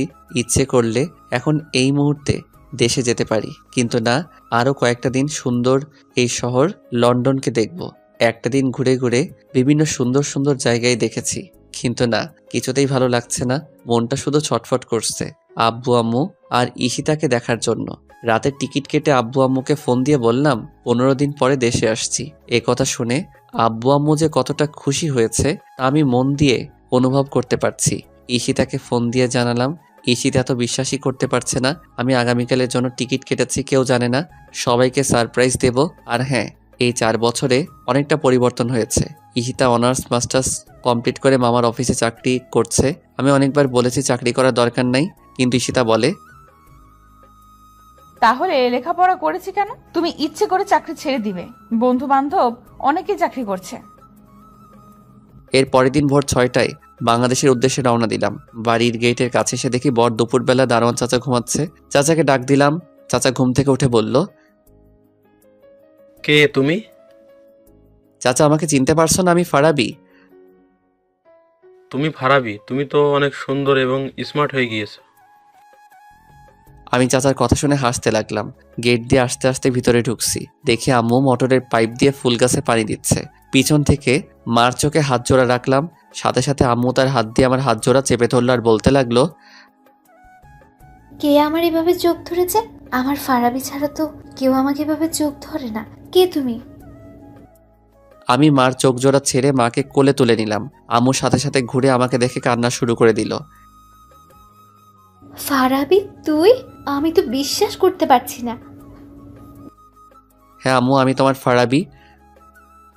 সাথে সাথে আম্মু আমাকে জড়িয়ে ধরে কান্না শুরু করে দিল আর বলতে লাগলো, কেন যেন আমার মন বলছিল তুই আসবি। তুই না বলেছিলি আরো 15 দিন পরে আসবি? তোমাদের সারপ্রাইজ দেওয়ার জন্য ওই দিন মিথ্যা কথা বলেছিলাম। এখন এভাবে কান্না করো না। আমি তো আর তোমাদেরকে ছেড়ে কখনো যাব না। আব্বু কোথায়? তোর আব্বু অফিসে। তোর আব্বুকে এখনই ফোন দিয়ে জানাচ্ছি। চল বাসায়, ভেতরে চল। বাসার ভিতরে গেলাম, ব্যাগ ট্যাগ রেখে সোফায় বসলাম। আম্মু আব্বুকে ফোন দিয়ে জানিয়ে দিয়েছি। আম্মু তাড়াতাড়ি শরবত এনে দিল। 4 বছর পর মায়ের হাতে কোনো খাবার খাচ্ছি। শরবতটা শেষ করে এদিক ওদিক তাকিয়ে একজোড়া চোখকে খুঁজছি। আম্মু আমি কাকে খুঁজছি তা মানের বুঝে ফেলেছে। ঈশিতাকে খুঁজছিস? ঈশিতা সকালে ওদের বাড়িতে গিয়েছে, বললো আজকে অফিস নেই, বিকেলে চলে আসবে। তুই যেয়ে তোর রুমে রেস্ট কর, আমি ঈশিতাকে ফোন দিয়ে বলছি। না আম্মু, তুমি আগে ফোন দিবা না? আমি ওদের বাসায় গিয়ে ওকে সারপ্রাইজ দেব। আচ্ছা ঠিক আছে, তুই এখন গিয়ে একটু রেস্ট কর, তারপর ওদের বাড়িতে যাবি। আমি আমার রুমে এসে দেখি রুম খুবই পরিপাটি এবং খুব সুন্দর করে গোছানো। আমার বইপত্র কাপড় চোপড় খুব যত্ন করে রাখা। ওয়াশরুম থেকে ফ্রেশ হয়ে বিছানায় গা এলিয়ে দিতেই দু চোখে ক্লান্তির ঘুম এসে জড়ো হয়েছে। দুপুরে আম্মুর ডাকে ঘুম ভাঙলো। ঘুম থেকে উঠে ফ্রেশ হয়ে নিচে নেমে দেখি আব্বু দাঁড়িয়ে আছে। আমি আব্বুকে সালাম করলাম। আব্বু আমাকে জড়িয়ে ধরলো। ঈশিতাটাকে এখন অবধি দেখি নাই। দুপুরে মায়ের হাতে রান্না করা খাবার খুব তৃপ্তি সহকারে পেট ভরে খেলাম। দুপুর পেরিয়ে বিকালের মধুলগ্ন সময়ে আমি ঈশিতাদের দরজার সামনে দাঁড়িয়ে কলিং বেল চাপতে লাগলাম আর যন্ত্রণাদায়ক অপেক্ষা করতে লাগলাম কখন দরজা খুলবে আর আমার সিনিয়র শাকচুন্নিকে দেখব। 1 মিনিট পরে খালামণি এসে দরজা খুলে দিল। হঠাৎ করে আমাকে দেখে খালামণি চমকে উঠল, যেন বিদ্যুতের শক খেয়েছে। ফারাবি তুই? আমি খালামণিকে সালাম করলাম। তুই না বললি 15 দিন পরে আসবি? হ্যাঁ বলছিলাম, কিন্তু তোমাদেরকে সারপ্রাইজ দেওয়ার জন্য আজকে চলে আসছি। হঠাৎ করে লক্ষ্য করে দেখি ড্রয়িং রুমের এক সাইডে কয়েক জোড়া ছেলেদের জুতা রাখা। আমি খালামণিকে জিজ্ঞাসা করলাম, বাসার ভিতরে ছেলেদের জুতো কেন? খালামণি বলল, এগুলো সাকিবের জুতো। সাকিব? কোন সাকিব? সাকিবের জুতা এখানে কেন? আরে তোর মামাতো ভাই সাকিবের জুতো। সাকিব এখানেই থাকে, ওদের অফিস এখান থেকে কাছে, তাই যাতায়াতের সুবিধার জন্য এখানেই থাকে গত 2 মাস ধরে। আর ঈশিতা তো সাকিবদের অফিসেই চাকরি করে। কই ঈশিতা তো আমাকে কথা বলে নাই যে সাকিব ভাইদের অফিসে চাকরি করে। হয়তো তোকে বলতে মনে নেই। এখন আপনাদেরকে সাকিবের কথা একটু বলি। সাকিব আমার বড় মামার ছেলে, আমার চেয়ে 13 বছরের বড়। মাস্টার্স কমপ্লিট করে তাদের অফিসে দেখাশোনা করছে। আচ্ছা বাদ দে, তুই ঈশিতাকে না জানিয়ে হঠাৎ করে চলে আসলি। আমি তো বিশ্বাসই করতে পারছি না। ঈশিতা জানলে কতটা খুশি হবে তুই জানিস? তোর আসার 15 দিন বাকি আছে, সেই কথা শুনে মেয়েটা যে কতটা খুশি হয়েছিল, আমার কান তো একেবারে ঝালাপালা করে ফেলেছে। সারাক্ষণ খালি আমাকে বলে, আম্মু ফারাবি আসার আর 15 দিন বাকি আছে। ফারাবি আগের মতো থাকবে তো নাকি পরিবর্তন হয়ে যাবে? ও মনে হয় বিদেশে থেকে অনেক সুন্দর হয়ে আসবে, আমি ওকে এয়ারপোর্ট থেকে রিসিভ করে আনবো। আরও নানান কথা। তুই দাঁড়া, আমি এক্ষুনি ঈশিতাকে ফোন দিয়ে বলছি। ঈশিতা কোথায় গিয়েছে? ঈশিতা সাকিবের সাথে একটু মার্কেটে গিয়েছে, এক্ষুনি চলে আসবে।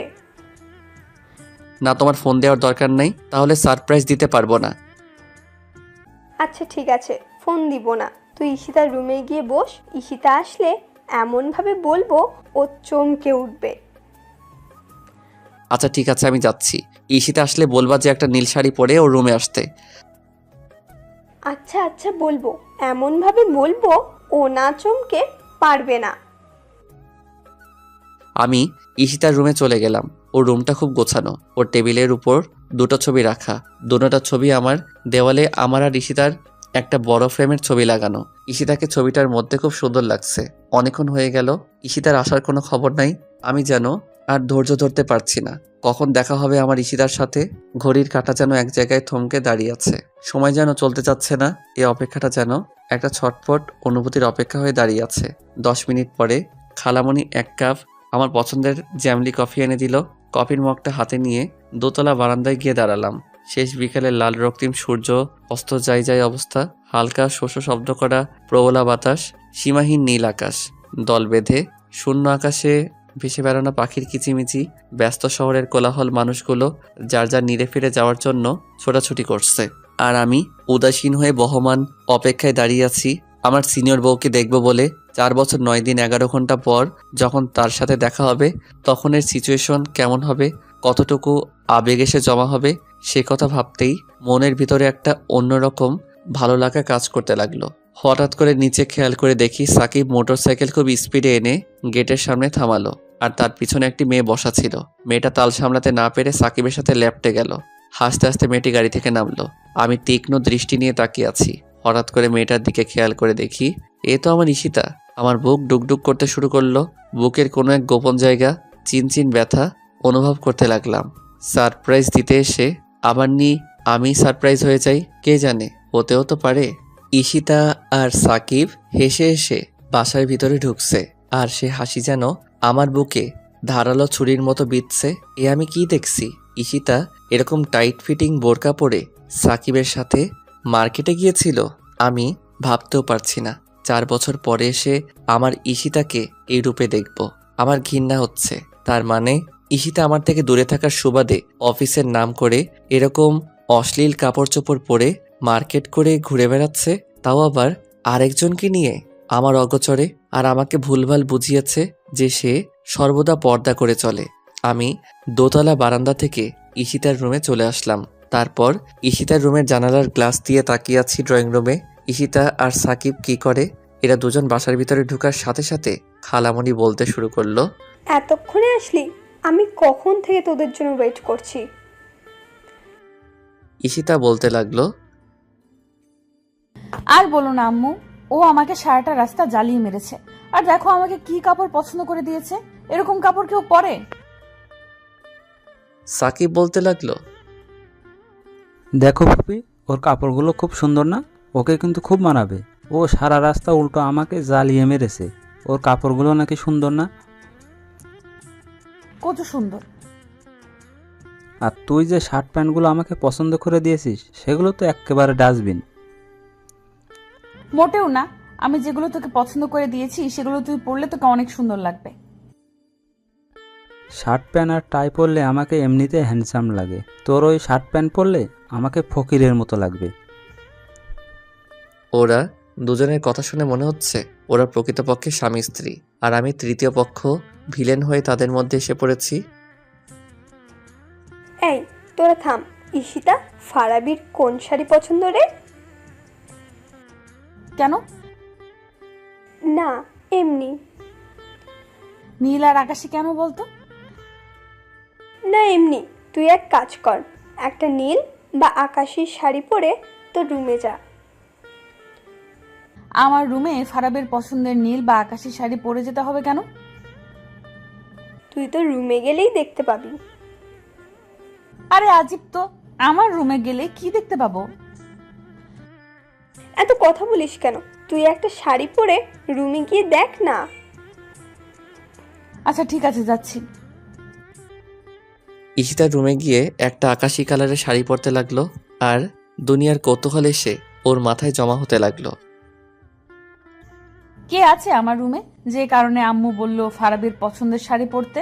আর আমিও বা কেন ফারাবির পছন্দের শাড়ি পরছি কিছুই বুঝতে পারছি না। ঈশিতার শাড়ি পরা শেষ হলে সাকিব গিয়ে ঈশিতার রুমে ঢুকে। এইখানে আসলি কেন? এমনিতে দেখতে আসলাম শাড়ি পরলে তোকে কেমন লাগে। তোর দেখতে হবে না, তুই যা এখান থেকে। বাহ, তোকে তো আকাশি কালার শাড়িতে খুব সুন্দর লাগছে। দেখতে হবে না কার পছন্দের, এই শাড়িটা ফারাবির পছন্দের। ও নিজে আমাকে কিনে দিয়েছিল। ও বলেছিল এই শাড়িতে নাকি আমাকে খুব মানাবে আর অনেক সুন্দর লাগবে, তাই এই শাড়িটা তুলে রেখেছিলাম। ফারাবি যেদিন আসবে ওই দিন ওর সামনে এই শাড়িটা পরে দাঁড়াবো, ওকে চমকিয়ে দেবো আর বলবো, দেখো তোমার দেওয়া শাড়িটা আজও আমি যত্ন করে তুলে রেখেছি, তোমার সামনে পরবো বলে, তোমার মুখ থেকে একবার আমার প্রশংসা শুনবো বলে। বাহ বাহ, দারুণ তো। আমার দেওয়া পছন্দের শাড়ি পরলে বুঝি তোকে সুন্দর লাগবে না? তোর আবার পছন্দ? এইভাবে হাসছিস কেন? আমার দেওয়া শাড়ি পরলে তোকে আরো সুন্দর লাগবে। তোর দেওয়া শাড়ি আমার পরারও দরকার নাই, আর সুন্দর লাগারও দরকার নাই। তোর বউকে তোর শাড়ি পছন্দের শাড়ি দিস, সর সামনে থেকে। আরে কোথায় যাচ্ছিস, দাঁড়া না। এই কথা বলে সাকিব ঈশিতার হাত ধরে ফেলল। তুই আমার হাত ধরছিস কেন? আমার হাত ছাড়। আচ্ছা ছাড়বো, আগে তোর সাথে কয়েকটা ছবি তুলি। তোকে শাড়িতে যে সুন্দর লাগছে না, আমি তো চোখ সরাতে পারছি না। চোখ নিচে নামিয়ে রাখ, আমার দিকে ভুলেও তাকাবি না। আমি আরেকজনের রেখে যাওয়ার সম্পদ, সে সম্পদের দিকে কেউ কুনজরে তাকাবে তা আমি হতে দেব না। আরে আমি তো তোর দিকে কোন নজরে তাকাই না, ভালোবাসার নজরে তাকাই। ভালোবাসার নজরে তাকাস মানে? ভুলেও এ কথা মুখে আনবি না।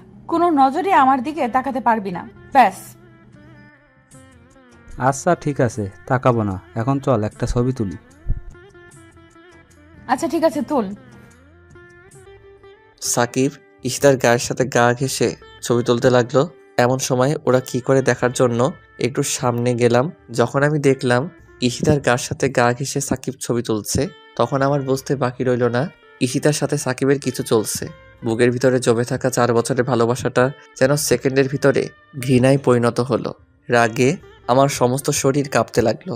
ইচ্ছে করছে এখন গিয়ে ঈশিতার গালে কয়েকটা থাপ্পড় দেই। স্বামী দূরে রেখে আরেকজনের সাথে গা ঘেঁষে ছবি তুলে, কিন্তু ওকে আমি ভালোবাসি। ভালোবাসার মানুষের উপরে হাত তোলা যায় না, তাকে ভালোবাসার মাধ্যমেই বোঝাতে হয়, আর তা না হলে হিতে বিপরীত হয়ে যায়। আমি রাগে বাসা থেকে বেরিয়ে যাচ্ছি। খালামণি বলতে লাগলো, কোথায় যাচ্ছিস ফারাবি? ঈশিতা শাড়ি পরতে গিয়েছে, এক্ষুনি চলে আসবে। কি শাড়ি যে পরেছে তা আমি দেখেছি। আমার একটা জরুরি কাজ আছে, আমি চলে যাচ্ছি। কি এমন জরুরি কাজ যে এতদিন পরে সে ঈশিতার সাথে দেখা না করেই চলে যাচ্ছিস? ঈশিতা যদি জানতে পারে তাহলে কি হবে জানিস? কিচ্ছু হবে না, আমার কাজ আছে, আমি যাচ্ছি। চলে আসলাম বাসায়। খালামণি পিছন থেকে ডাকলো। রাগে এতটাই বিভোর ছিলাম যে কিছুই শুনিনি। বাসায় এসে সোফায় বসে আছি। আম্মু বলতে লাগলো, কিরে তুই আসলি, ঈশিতাকে আনলি না যে?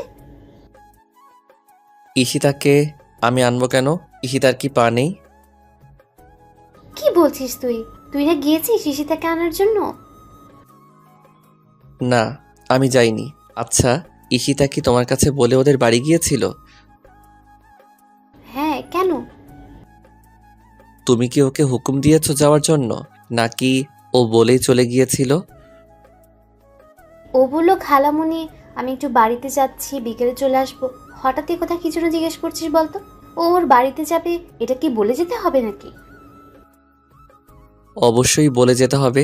তুমি জানো না, নিজের আপন বাবাও যদি মারা যায়, স্ত্রী স্বামীর হুকুম ছাড়া বাবাকে দেখতে যেতে পারে না। তুই তো ওই সময় ছিলি না। ছিলাম না ঠিক আছে, কিন্তু তোমার কাছ থেকে তো হুকুম নেওয়ার দরকার ছিল। আমার কাছে বলে গিয়েছে তো। কি এমন হয়েছে যে তুই এভাবে বলছিস? না, কিচ্ছু হয়নি, এমনি। ওইদিকে ঈশিতা শাড়ি পরে ওর রুমে গিয়ে দেখে কেউই নাই। ওর আম্মুকে জিজ্ঞাসা করলে ওর আম্মু আমার কথা সব খুলে বলে। ঈশিতা তা শুনে বিশ্বাসই করতে পারছে না যে আমি এসেছি। নিশ্চিত হওয়ার জন্য আম্মুকে ফোন দিল। আমি সোফায় বসে বারবিকিউ চানাচুর আর অমৃত মটর ভাজা খাচ্ছি। এমন সময় দরজায় কলিং বেলটা বাজতে লাগলো। আমি সোফা থেকে উঠে দরজাটা খুললাম। একজন বোরকা পরিহিত মহিলা দাঁড়িয়ে আছে, তার পিছনে একটা স্কুটি রাখা। আমি মহিলাটিকে লক্ষ্য করে বললাম, কাকে চাই? মহিলাটি কিছুক্ষণ আমার দিকে তাকিয়ে হঠাৎ আমাকে শক্ত করে জড়িয়ে ধরল। আমি হতভম্ব হয়ে বলতে লাগলাম, আরে আন্টি কি করছেন? ছাড়েন আমাকে, আমার শ্বাস নিতে কষ্ট হচ্ছে তো। কি শুরু করে দিয়েছেন? ছাড়ুন বলছি। কিন্তু আন্টি আমাকে আরো শক্ত করে জড়িয়ে ধরেছে। না, আর পারছি না, এবার বুঝি দমটা আটকে যাবে। অনেক কষ্ট করে বললাম, আরে আন্টি আমার দম আটকে যাচ্ছে, ছাড়ুন আমাকে। সাথে সাথে আমাকে ছেড়ে দিয়ে মুখের পর্দাটা তুলল আর বলতে লাগলো, শয়তান, আমি আন্টি না, আমি তোমার ঈশিতা। এই কথা বলে আবারও জড়িয়ে ধরল। এবার কিছু একটা স্বস্তি পাচ্ছি। 4 বছরের জমিয়ে রাখা ভালোবাসার অনুভূতিটা আবেগ হয়ে একসাথে বেরিয়ে আসতে যাচ্ছে। কিছুক্ষণ জড়িয়ে ধরে রাখার পরে বলতে লাগলো, দেখি তোমাকে, আমি তো বিশ্বাসই করতে পারছি না তুমি আমার সামনে দাঁড়িয়ে আছো। আমি যা ভেবেছি তাই, তুমি আগের চেয়ে খুব সুন্দর হয়ে গেছো, কিন্তু চেহারাটা সে পিচ্চি পিচ্চি রয়ে গেছে। কি হলো, কথা বলো না কেন? কি বলবো? কি বলবো মানে? তুমি বলেছিলে 15 দিন পরে আসবে, কিন্তু হঠাৎ করে চলে আসছো। তাহলে আমাকে মিথ্যে বলেছিলে কেন? আর তুমি এসে আমাদের বাসায় গিয়ে আমাকে না দেখে চলে আসলে। আমি কি কষ্ট করে শাড়িটা পরেছিলাম? আমি কি আর জানতাম তুমি আসছো?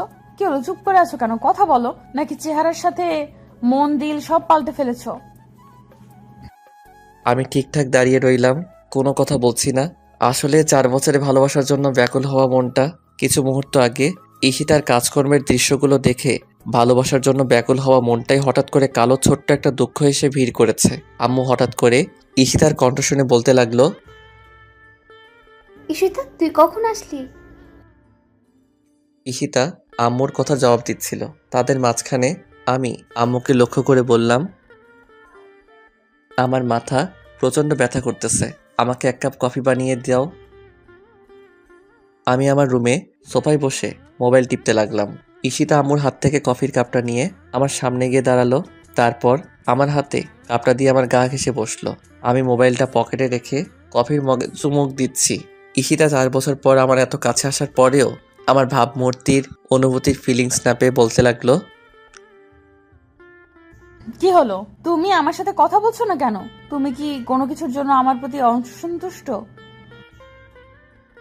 আমি ঈশিতার কথা শুনে একবার ঈশিতার দিকে ঘুরে তাকালাম। কি হলো, এইভাবে তাকালে কেন? কথা বলো। তুমি কি বোবা হয়ে গেছো? তুমি আমার সাথে কথা বলছো না, মনে হচ্ছে আমার গলায় বিশাল বড় একটা কাঁটা আটকে আছে। আমার ভালো লাগছে না। কথা বলো না, চুপ করে থাকো। মাথা কি বেশি ব্যথা করছে? তাহলে কফি খাওয়ার দরকার নেই, আমি কমপ্লেক্স নিয়ে আসছি। কমপ্লেক্স খেয়ে ওষুধ খেয়ে একটু রেস্ট করো, দেখবে মাথা ব্যথা চলে যাবে। ঈশিতা কমপ্লেক্স দুধ, চিনি আর ট্যাবলেট নিয়ে আসলো আর বলতে লাগলো, এগুলো খেয়ে ওষুধ খেয়ে একটু রেস্ট করো। আমি ঈশিতার হাত থেকে ট্যাবলেটটা নিয়ে খেয়ে ফেললাম। ঈশিতা বলতে লাগলো, খালি পেটে ট্যাবলেট খেয়েছো, শরীর তো অনেক খারাপ করবেই। আমি কোনো কথা বললাম না, সোজা বিছানায় শুয়ে পড়লাম। ঈশিতা হয়তো এটা বুঝছে যে আমার মাথা ব্যথা করছে, তাই ওর সাথে কথা বলছি না। আসল কারণ তো ও আর জানে না। ঈশিতা আস্তে আস্তে আমার মাথার পাশে গিয়ে বসলো। তারপর ওর নরম হাতটা আমার কপালে রাখলো। 4 বছর পর ভালোবাসার মানুষের হাতের স্পর্শ পেয়ে অনুভূতিহীন ভালোবাসাটা যেন জাগা দিয়ে উঠল। পরক্ষণে দু চোখে ঈশিতা সাকিবের সাথে মোটরসাইকেলে লেফটে যাওয়ার দৃশ্যটা ভেসে উঠল। আমার একটা হাত দিয়ে ঈশিতার হাতটা সরালাম এবং বললাম, ধরবা না আমাকে, আমার কেমন যেন লাগে। কি বলো তুমি? তোমার মাথা ব্যথা করছে? আমি তোমায় হাত বুলিয়ে দিচ্ছি, তোমারও আরাম লাগার কথা। তোমাকে আমি বলেছি হাত বুলিয়ে দিতে? এরকম করছো কেন তুমি আমার সাথে? সত্যি তোমার কিছু হয়েছে? 4 বছর পর আমি তোমার এত কাছে, কিন্তু তোমার কোনো অনুভূতি নাই। শোনো, তোমার কথার উত্তর আমি দিতে পারবো না। আমার মাথা ব্যথা করছে, যাও এখান থেকে। না, আমি যাব না। সত্যি করে বলো তোমার কি হয়েছে? আমার কিচ্ছু হয়নি, এখান থেকে যেতে বলেছি তোমাকে। না, আমি যাব না। যাবে না তো? না। এবার আমার সত্যি সত্যি রাগ উঠে গেল। আমি বিছানা থেকে উঠে ঈশিতার দিকে অগ্নি দৃষ্টি নিয়ে তাকালাম। ঈশিতা একটু ভয় পেয়ে গেল এবং বলতে লাগলো, আমার দিকে এইভাবে চোখ লাল করে তাকালে কেন? চোখ নামাও বলছি। এবার আমি জোরে ধমক দিয়ে বললাম, তোমাকে আমি এখান থেকে যেতে বলেছি। ঈশিতা আমার ধমক শুনে কেঁপে উঠল। এরকম ধমক হয়তো আমার কাছ থেকে আশা করেনি। ঈশিতা চুপ করে বাহিরে চলে যাচ্ছে। আমি স্পষ্ট দেখতে পেলাম হাতের উল্টো পিঠ দিয়ে চোখের জল মুছছিল। আমি বিছানায় শুয়ে পড়লাম। ওইদিকে ঈশিতা আম্মুর সামনে গিয়ে দাঁড়ালো। আম্মু ঈশিতাকে দেখে বলতে লাগলো, কি হলো, কাঁদছিস কেন? তোমার ছেলে আর স্বাভাবিক নাই। এই 4 বছরে অনেকটা পাল্টে গেছে। আমি আসার পর থেকে আমার সাথে একটা কথাও বলেনি। ওর মাথা ব্যথা করছে, আমি হাত দিয়ে ওর মাথা টিপে দিচ্ছি। আমাকে বলে কি ওকে না ধরার জন্য। আমাকে চোখ লাল করে ধমক দিয়েছে। তোমার ছেলে সব সময় আমাকে ভয় পেত, আর এখন তোমার ছেলের চোখের দিকে তাকাতে ভয়ে কেঁপে উঠলাম। আমি ওর এরকম অগ্নিদৃষ্টির চোখ কখনো দেখিনি। আর এই জন্য এভাবে কাঁদতে হবে? ওর বুঝি মাথা ব্যথা করছে তাই তোর সাথে এরকম করেছে? না না, সত্যি সত্যি তোমার ছেলে পাল্টে গেছে। কিছু পাল্টায়নি, ও যেমন ছিল তেমনই আছে। একটু পরে দেখবি ভালো হয়ে যাবে। রাত 8টায় কারো গরম উষ্ণ নিঃশ্বাস আমার মুখে পড়ছে। আমি আস্তে করে চোখটা খুলে দেখি ঈশিতা আমার দিকে ঝুলে আছে এবং তীক্ষ্ণ দৃষ্টি নিয়ে আমার দিকে তাকিয়ে আছে। ঈশিতার ঠোঁট আমার ঠোঁটের এতই কাছে যে দুজন দুজনার নিঃশ্বাস অনুভব করতে পারছি। আমিও এক দৃষ্টি নিয়ে ঈশিতার মায়াবী চোখ জোড়ার দিকে তাকিয়ে আছি। ওর ঠোঁট অল্প অল্প কাঁপছে কিছুক্ষণ আগে কান্নার কারণে এবং গাল এবং নাক লাল হয়ে আছে। নাকের ডগায় কয়েক হাজার ছোট ছোট ঘামের ফোঁটা এসে জড়ো হয়েছে। 4 বছর পর ঈশিতাকে আমি সেই মায়াবী রূপে দেখছি যে মায়াবী রূপের সাগরে আমি অনেক আগেই নিজেকে হারিয়ে ফেলেছি। দুজন নিস্তব্ধ নীরবতা পালন করতে লাগলাম। আমার 4 বছরের জমিয়ে রাখা গভীর ভালোবাসা জানান দিচ্ছিল যে ঈশিতার কাঁপা কাঁপা ঠোঁটগুলো নিজের আয়ত্তে নিয়ে নিতে, গভীর এক লম্বা চুম্বনে হারিয়ে যেতে। পরক্ষণে আমার মনে হয়ে গেল সাকিব আর ঈশিতার কিছু মুহূর্তের কথা। ধাক্কা দিয়ে আমার উপর থেকে ঈশিতাকে সরিয়ে দিলাম। তারপর সোজা ওয়াশরুমে ঢুকে ঠাস করে দরজাটা লাগিয়ে দিলাম। ঈশিতা আমার এরকম ব্যবহারে অবাক হয়ে গিয়েছে। এক দৃষ্টি নিয়ে আমার যাবার দিকে তাকিয়েছিল। ঈশিতা হয়তো আমার কাছে এরকম কখনোই আশা করেনি যে ছেলেটার কাছে বিরার জন্য সবসময় পাগল হয়ে থাকতো। 4 বছর পর ছেলেটার এত কাছে গেলাম, ওর কোনো অনুভূতি নাই। ঈশিতা কিছুই বুঝতে পারছে না কেন তার সাথে এরকম করছে। আমি ওয়াশরুম থেকে বের হয়ে দেখি ঈশিতা বিছানা গোছাচ্ছে। আমাকে দেখে একটা তোয়ালে এনে দিল। আমি তোয়ালেটা হাতে নিয়ে বিছানায় ঢিল মেরে ফেলে দিলাম। ঈশিতা নির্বাক হয়ে আমার দিকে তাকিয়ে আছে। আমি রুম থেকে বের হয়ে নিচে নেমে আসলাম। ডাইনিং টেবিলে আব্বু আম্মু বসে আছে। আমাকে দেখে বলতে লাগলো, মাথা ব্যথা কমেছে তোর? আমি মাথা ঝাঁকি দিয়ে হ্যাঁ শব্দ উচ্চারণ করলাম। 2 মিনিট পর ঈশিতা উপর থেকে ডাইনিং টেবিলে আসলো। মুখটা গোমরা করে আছে, ঠোঁটগুলো শুকিয়ে একটা থেকে আরেকটা আলাদা হয়ে আছে, যেন ঠোঁটে কোনো প্রাণের ছোঁয়া নেই। চেহারাটা অনেকটা কালো হয়ে আছে। ও লম্বা চুলগুলো দিয়ে চেহারার এক পাশ ঢেকে রাখছে আর বারবার আর চোখে আমাকে দেখছে। আম্মু ঈশিতার তার দিকে তাকিয়ে বলল, কি হয়েছে ঈশিতা তোর? ঈশিতা মাথা ঝাঁকি দিয়ে বলল, না, কিছু হয়নি। তাহলে এভাবে দাঁড়িয়ে আছিস কেন? বস। ঈশিতা আমার পাশে একটা চেয়ার টেনে বসলো। আমি অল্প খেয়ে টেবিল থেকে উঠে পড়লাম। আম্মু জিজ্ঞাসা করলো, কি হলো, উঠে পড়লি কেন? আমার খাওয়া শেষ। ঈশিতা বুঝতে পারছে না আমার এগুলো করার মানে কি। আমি রুমে এসে বিছানায় শুয়ে পড়লাম। 10 মিনিট পর ঈশিতা আমার রুমে আসলো। ঈশিতা আমাকে দেখে আমার মাথার পাশে এসে বসলো। কি হয়েছে তোমার? সত্যি করে বলো তো, কেন এমন করছো? কিরকম করছি? যে এত বছর পরে এসে আমাকে কাছে পেয়েও কোনো ফিলিংস নাই তোমার। আমার সাথে ঠিকঠাক ভাবে কথাও বলছো না, অদ্ভুত সব আচরণ করছো। আমি কোনো অদ্ভুত আচরণ করছি না। আমি ঘুমাবো, লাইট অফ করো। তুমি সত্যি অনেকটা পাল্টে গেছো। তুমি আর আমার আগের ফারাবি নাই, তুমি চেঞ্জ হয়ে গেছো। আমি আগে যেমন ছিলাম এখনো ঠিক তেমনই আছি। বেশি কথা না বলে চুপচাপ ঘুমাও তো। ঈশিতার সাথে সাথে আমার হাতটা ধরে ফেললো। আমি কি তোমার সাথে অন্যায় কিছু করেছি? বলো আমাকে। যদি কিছু করে থাকি তাহলে আমাকে মারো, বকা দাও, কিন্তু আমার সাথে এরকম করো না প্লিজ। আমাকে ইগনোর করো না। আমি তোমার এই অদ্ভুত আচরণগুলো মেনে নিতে পারছি না। এই তোমাকে না বলছি আমি ঘুমাবো। তোমার এই পেচের পেচের ভালো লাগে না, আমার হাত ছাড়ো। ঈশিতা আমার এই কথা শুনে কান্না শুরু করে দিল। কান্নার আওয়াজ পেয়ে আম্মু আমার রুমে চলে আসলো। আম্মু বলতে লাগলো, কি হয়েছে ঈশিতা? দেখো তোমার ছেলে আমার সাথে কেমন করছে। কি হয়েছে ফারাবি, তুই মেয়েটার সাথে এরকম করছিস কেন? আমি কিছু করছি না, ওকে বলো কান্না থামাতে, আর না হয় অন্য রুমে গিয়ে কান্না করতে আমি ঘুমাবো। না, আমি এখান থেকে যাব না। আমি এই রুমেই কান্না করব। না গেলে আমি চলে যাই। আমি রুম থেকে বাহির হতে যাব এমন সময় ঈশিতা কান্না করতে করতে রুম থেকে বাহির হয়ে গেল। আম্মু পিছন থেকে ঈশিতাকে ডাকছে কিন্তু ঈশিতা শুনছে না। আম্মু ঈশিতার পিছনে যেতে লাগলো। আমি দরজা লাগিয়ে বিছানায় শুয়ে পড়লাম, কিন্তু কিছুতেই ঘুম আসছে না। বুকটা কেমন যেন খালি খালি লাগছে, কিসের যেন অভাব। 4 বছর আগে বাহিরে যাওয়ার সময় ঈশিতা আমার বুকে মাথা রেখে বলেছিল, তোর এই বুকটা শুধু আমার জন্য বরাদ্দ। এখানে আর অন্য কাউকে ঠাঁই দিবি না। আমার বাকিটা জীবন তোর এই বুকে মাথা রেখে ঘুমাতে চাই। এসব ভাবতে ভাবতে কখন ঘুমিয়ে গেলাম বলতে পারবো না। সকাল 10টায় ঘুম ভাঙলো।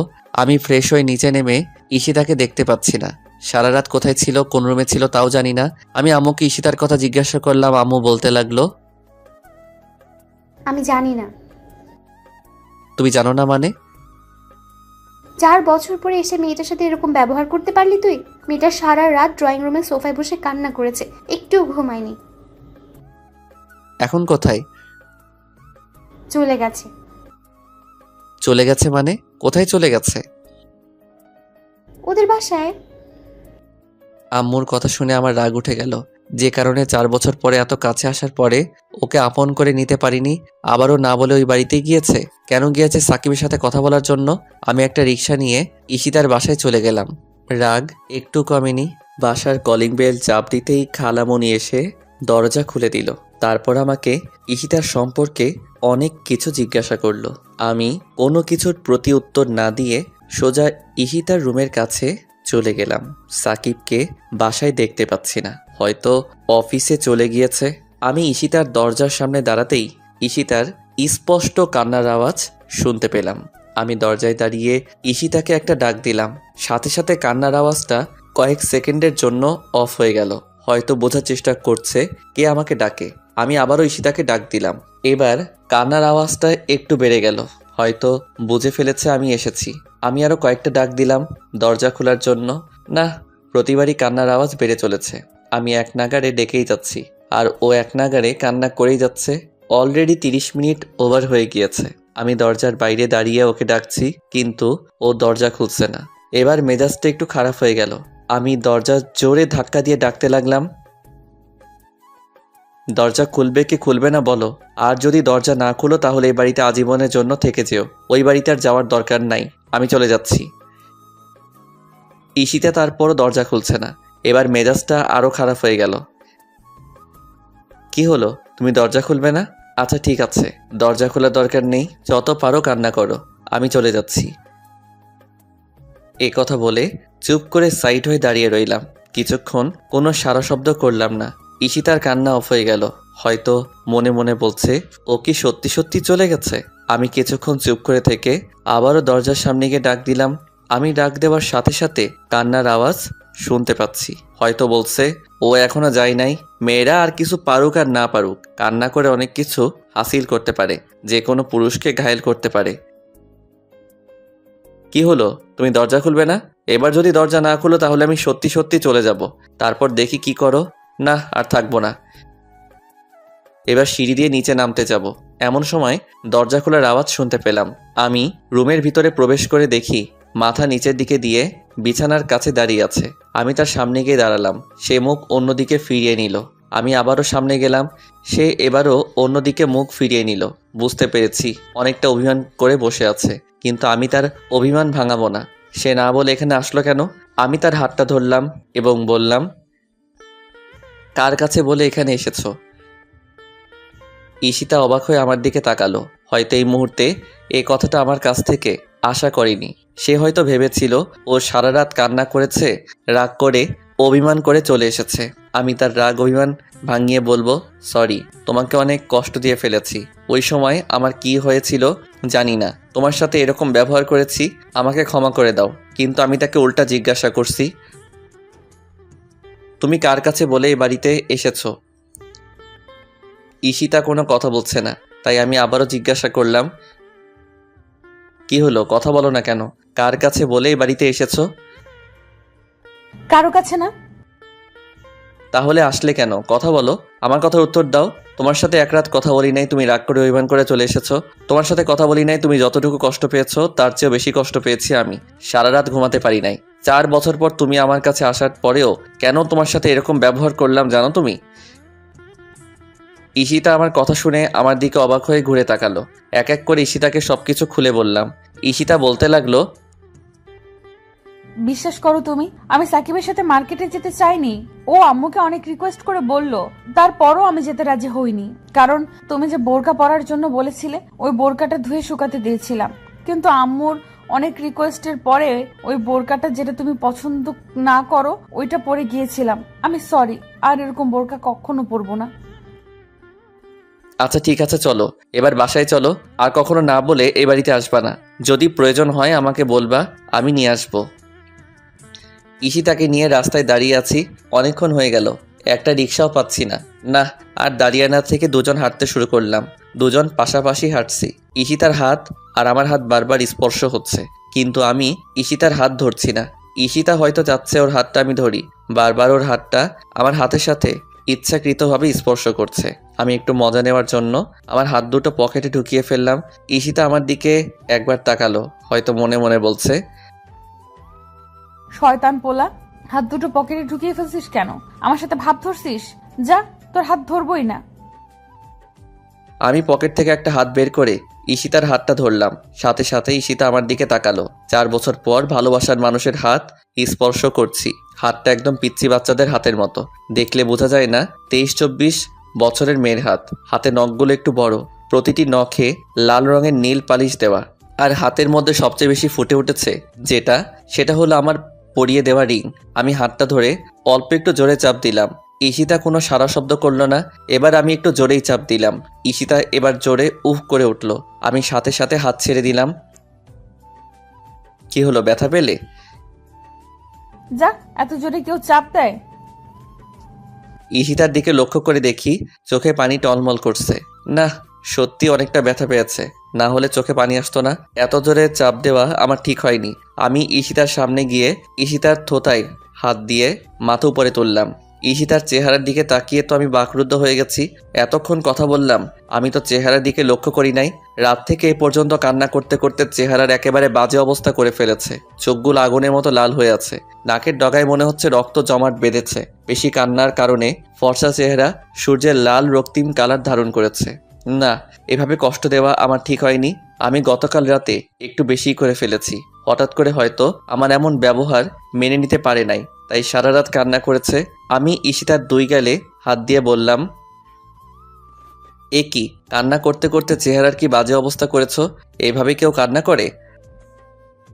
তোর ব্যবহারের জন্যই তো। আসলে আমি রিয়েলি সরি। আমি বুঝতে পারিনি তুমি এতটা কষ্ট পাবে। কি করবো বলো, ওই সময় আমার মাথা ঠিক ছিল না। এক হলো মাথা ব্যথা, আর এক হলো তোমার চিন্তা। দোনোটা মিলিয়ে আমার মাথা নষ্ট করে দিয়েছিল। তাই মুখ দিয়ে যা এসেছে তাই বলেছি। এবারের মতো তোমার পিচ্চি বরটাকে মাফ করে দাও। কোনো মাফ নাই। কেন, সরি বললাম তো। আর কখনো এরকম করবো না, তোমাকে কষ্ট দিব না। এবারের মতো মাফ করে দাও। বললাম তো কোনো মাফ নাই। তুমি আমাকে বেশি কষ্ট দিয়েছো, সারা রাত কান্না করিয়েছো। এত সহজে মাফ করে দিলে তুমি আমাকে আবার কষ্ট দিবে। আর কখনো কষ্ট দিব না, এই যে প্রমিস করে বলছি। না, হবে না। তাহলে কি করলে মাফ করবে? যা বলবো তা করবে তো? হ্যাঁ করব। কিছু শর্ত মানতে হবে। কি শর্ত? কি শর্ত আগে বলতে পারবো না। আগে তুমি বলো আমার শর্তগুলো মানবে কি মানবে না। হ্যাঁ মানবো। প্রথম শর্ত, গতকাল রাত থেকে কিছু খাই নাই। প্রচুর খিদে লেগেছে। এখন বাসায় গিয়ে আমাকে নিজ হাতে খাইয়ে দিতে হবে।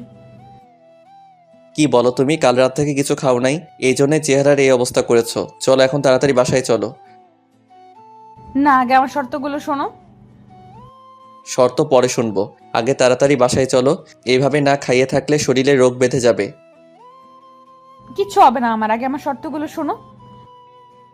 বললাম তো পরে শুনবো, আগে বাসায় চলো। বাসায় গিয়ে তারপর শুনবো।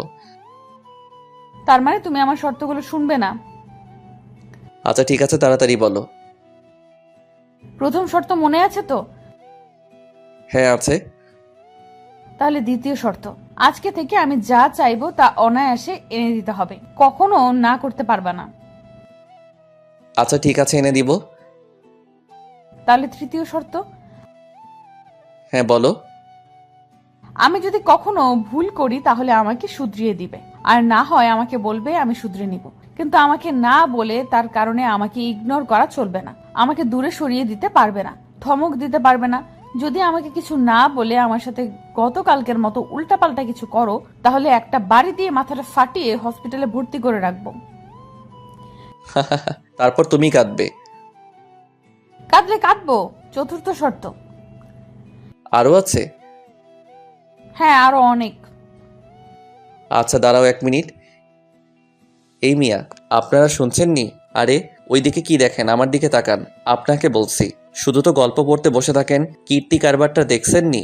আমার সিনিয়র আপুর, নাউজুবিল্লা, সিনিয়র বউয়ের। এতে আর বউ ওইয়া মোটর সাইকেলে আরেক স্যামরার লগে ল্যাপটি মাইরা ঘুইরা বেড়াইছে, গার সাথে গা ঘেসে ছবি তুলছে। তার এই অপরাধের জন্য আমার কাছে একবার সরি বলছে, আমি মাফ করে দিছি। আর আমি তার সাথে একটু রাগ দেখিয়ে কথা বলছি, তারপর 3বার সরি বললাম। কিন্তু আমার মাফ নাই। এই মাঝ রাস্তায় রোদের মধ্যে দাঁড়িয়ে আমাকে শর্ত দিচ্ছে। অলরেডি 3টা দিয়ে ফেলেছে, আরও অনেক আছে। কেমনটা লাগে বলেন? মেজাজটা গরম হয়ে যায়নি? মনটা কয় থাপড়াইয়া সবগুলো দাঁত ফেলে দেই। মেয়েদেরকে বেশি ভালোবাসা দেখানো ঠিক না, তাহলে তারা আল্লাদি হয়ে মাথায় চড়ে বসে। এই কি হলো? কাকে থাপড়িয়ে দাঁত ফালানোর কথা বলছো? না কাউকে না। কি বলতেছিলা বলো? তাহলে চতুর্থ শর্ত শোনো। হ্যাঁ বলো। এই 4 বছরে তুমি ছিলে না বলে আমার কোনো পছন্দের জায়গায় ঘুরতে যেতে পারি নাই। এখন থেকে প্রতি বিকেল বেলা আমাকে আমার পছন্দের জায়গায় ঘুরতে নিয়ে যেতে হবে, এবং আজ বিকেলে এক জায়গায় যাব, ওই জায়গায় নিয়ে যেতে হবে। যথা আজ্ঞা। তাহলে পঞ্চম শর্ত। পঞ্চম শর্তটা কিন্তু একটু কঠিন। যত কঠিন হোক তুমি বলো। আমাকে সারা রাত কাঁদানোর জন্য এবং কষ্ট দেওয়ার জন্য এই মাঝ রাস্তায় 20 বার কান ধরে উদ্বস করতে এবং বলতে হবে আমাকে আর কখনো কষ্ট দিবে না। কি বলো তুমি? এর আগের শর্তগুলো ঠিক আছিল, কিন্তু এটা কি শর্ত দিলে তুমি? এই মাঝ রাস্তায় এত মানুষের মধ্যে আমি 20 বার কানে ধরে উঠবস করব? হ্যাঁ, করতে হবে। দরকার হলে আরো মানুষ ডেকে আনবো, তারপরও করতে হবে। না, মেজাজটা খারাপ হয়ে গেল। মান সম্মান আজ আর থাকবে না। মন চাচ্ছে উপরে তুলে একটা আছাড় মারি। দেখতে তো পিচ্চি মাইয়ার মতো লাগে, হাত পা ছোট ছোট, মুখটা গোল, মনে হয় 16-17 বছরের মেয়ে। কিন্তু কে বলবে এই মেয়ের বয়স 23-24, আমার চেয়ে 1.5-2 বছরের বড়। এখন 20 বার কান ধরে উদ্বস করবা আর বলবা আমাকে আর কখনো কষ্ট দিবা না। 20 বার? ওই শাস্তিটা একটু কমানো যায় না? না, কমানো যাবে না। প্লিজ দেখো না, কোনো উপায় কমানো যায়নি? 20 বার উঠবস করলে আমি বাঁচবো? না, 20 বার ওই উদ্বস করতে হবে। আমাকে কষ্ট দেওয়ার সময় মনে ছিল না? 15 বার করি? না, 20 বার। কি আর করা, এখন 20 বারই উঠবস করতে হবে। আমি কানে ধরে উঠবস করতে যাব, দেখি রাস্তার সব মানুষ আমার দিকে তাকিয়ে আছে। হায় হায়, আজকে তো মান ইজ্জত সব প্লাস্টিক হবে আমার। আমি কান থেকে হাত ছেড়ে দাঁড়িয়ে রইলাম। কি হলো? দাঁড়িয়ে রইলে কেন? উদ্বস করো। চলো বাসায় গিয়ে উঠবস করব। তুমি যতবার বলবে ততবার। এখানে প্রচুর মানুষ। বাসায় গিয়ে না, এখানেই করতে হবে, মানুষের সামনে। এটা আমাকে সারা রাত কাঁদানোর শাস্তি। কি হলো, উদ্বস করবা না? আচ্ছা ঠিক আছে, না করলে আমি চলে যাই। এ কথা বলে ঈশিতা হাঁটতে লাগলো। আরে কোথায় যাচ্ছ? তুমি তো বাসায় যেতে মানা করেছো, এখন যেদিকে যেতে পারি। আরে দাঁড়াও, উঠবস করছি তো। তাহলে করো। এখন ভাবতে লাগলাম শাস্তিটা কোনো উপায়ে কমানো যায় নাকি। হ্যাঁ, মাথায় একটা বুদ্ধি এসেছে। আচ্ছা, তোমাকে যদি এখান থেকে কোলে করে বাসায় নিয়ে যাই তাহলে? সত্যি নিয়ে যাবে? হ্যাঁ নিয়ে যাব। তাহলে 5 বাদ যাও। এখন 15 বার উদ্বস করো। মাত্র 5টা? 60 কেজি ওজনের বস্তা বাসায় নিয়ে গেলে তো আমার জান যাবে আর আসবে। এত কষ্ট করব? মাত্র 5টা বাদ? কি বলে তুমি? আমি 60 কেজি? আমি বস্তা? হাই হাই, কি বলে ফেললাম? আমাকে কোলে করে বাসায় নিয়ে যেতে হবে। এখন 25 বার উদ্বস করবা। 25 বার কেন? 20 বার না বললে? এখন 25 বার উদ্বস করতে হবে। আমাকে বস্তা বললে কেন? আমি 60 কেজি? আমি মোটেও 60 কেজি না, আমি 47 কেজি। এখন চুপচাপ 25 বার উদ্বস করো। আচ্ছা ঠিক আছে, সরি, 5 বারই কমিয়ে দাও। তাহলে 20 উদ্বস করো। আবার 20 বার কেন? 15 বার হবে। তাহলে আমাকে বস্তা বললে কেন? এই জন্য 5 বেড়েছে। 20 যোগ 5 25। এখান থেকে তুমি আমাকে কোলে নিয়ে বাসায় নিয়ে যাবে, তাহলে 5টা কমবে। 25টা থেকে 5টা চলে গেলে থাকে 20। এখন 20 বার উদ্বস করো। কেমনটা লাগে বলেন? 5টা বিয়োগ করে কমালাম, ও আবার 5টা এনে যোগ করলো, তাহলে ঘুরে তো 20টাই হলো। যেই লাউ সেই কদু, কোলে করে বাসায় নিয়ে যাব তো ফাও। কি আর করা, কোনো উপায় নেই। চুপচাপ 20 বার উঠবস করে ফেলা ভালো। আমি কান ধরে উঠবস শুরু করলাম। ঈশিতা আমার উঠবস দেখে মুচকি মুচকি হাসছে, আর রাস্তার সব লোক এক দৃষ্টি নিয়ে আমার দিকে তাকিয়ে আছে। আমি চোখ বুজে 8টা নিয়ে ফেললাম। কপাল দিয়ে অল্প অল্প ঘাম বের হচ্ছে, আর 4টা নিয়ে কোমরে হাত দিয়ে দাঁড়িয়ে পড়লাম। কি হলো, দাঁড়িয়ে পড়লে কেন? আমার কোমর প্রচুর ব্যথা করতেছে। সত্যি? হুম। তাহলে আর উদ্বোস করার দরকার নেই, চলো বাসায় চলে যাই। চলো। আমি মুচকি মুচকি এসে মনে মনে বলতে লাগলাম, আমার সাথে চালাকি করো। আমি 5টা কমালাম আর তুমি 5টা বাড়িয়ে দিলে, এখন মোট 10টা নিলাম, কেমন হলো?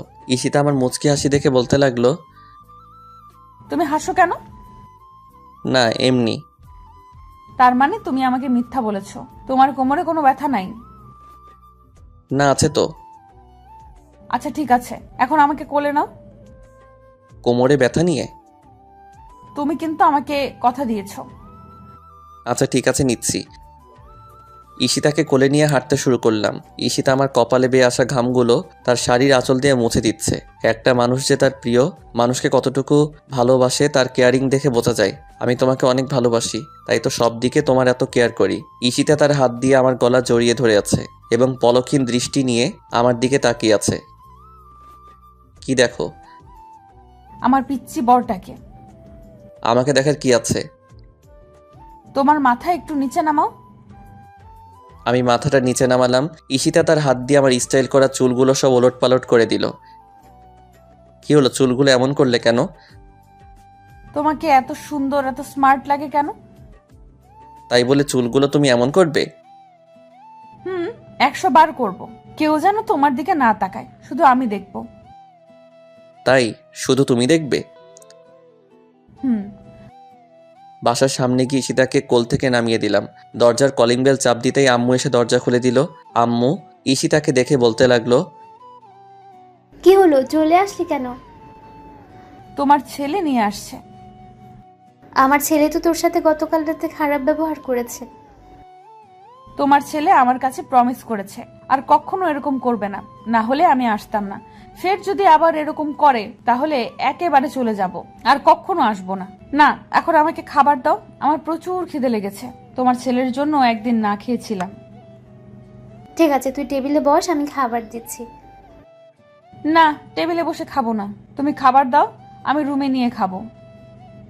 আম্মু ঈশিতার দিকে তাকিয়ে একটা মুচকি হাসি দিল। মার চোখ ফাঁকি দেওয়ার মতো কেউ নাই। আম্মু হয়তো বুঝে ফেলেছে ঈশিতা কি জন্য রুমে খাবার নিয়ে খাবে। আমি রুমে এসে বিছানায় শুয়ে পড়লাম। 2-3 মিনিট পর ঈশিতা খাবার প্লেট হাতে নিয়ে রুমে ঢুকলো। দেখে আমি বিছানায় শুয়ে আছি বলতে লাগলো, কি হলো, শুয়ে পড়লে কেন? উঠো বলছি। শুয়ে পড়ছি কি সাদে? তোমাকে কোলে করে নিয়ে আসতেই তো আমার জান শেষ। তার মানে বোঝাচ্ছ আমি অনেক উইট? আমি কখন বললাম তুমি অনেক উইট? এই যে বললে আমাকে কোলে করে নিয়ে আসতে আসতে তোমার জান শেষ, আর ভুলেও কখনো বলবো না আমাকে কোলে নেওয়ার জন্য। ঈশিতা রাগ করে খাবার প্লেট হাতে নিয়ে রুম থেকে চলে যাচ্ছে। আরে কোথায় যাচ্ছ? নিচে যাচ্ছি, খাবো না আমি? কেন, তুমি না বললে তোমাকে নিজ হাতে খাইয়ে দিতে? না, কেউ খাইয়ে দিতে হবে না, আমি খাবোই না। কেন? তুমি ওই সময় বললে আমি বস্তা, এখন বলছো আমি অনেক উইট, খাবো না আমি। আচ্ছা বাবা, সরি, আর কখনো এগুলো বলবো না। তুমি যখন বলবে তখনই তোমাকে কোলে নিব। সত্যি আমি যখন বলবো তখন নিবা তো? হ্যাঁ নিব। তাহলে এখন আমাকে কোলে নিয়ে খাইয়ে দিবা। কেমন মাইয়া বলেন, এখন বললো খাবে না, আবার এখনই বলে কোলে তুলে খাইয়ে দিতে হবে। কথা বললেই বিপদ। এখন যদি বলি তুমি না বললে আর কখনো কোলে উঠবা না, তাহলে রাগ খাবারের প্লেটে ফেলে দিয়ে চলে যাবে। এই সুন্দর কিউট মাইয়াগুলোর এত রাগী হয় কেন? ঈশিতাকে কোলে নিয়ে খাইয়ে দিচ্ছি। একটা লোকমা দিয়েছি, অনেক বড় দোগাল ফুলিয়ে চিবোচ্ছে, আর কি যেন বলার চেষ্টা করছে, কিন্তু মুখ দিয়ে শুধু শব্দ বের হচ্ছে। আমি হাত দিয়ে ইশারা করে বললাম, আগে খেয়ে নাও, তারপর কথা বলবা। ঈশিতা মুখের ভাত শেষ করে বলতে লাগলো, এত বড় লোকমা দিয়েছো কেন?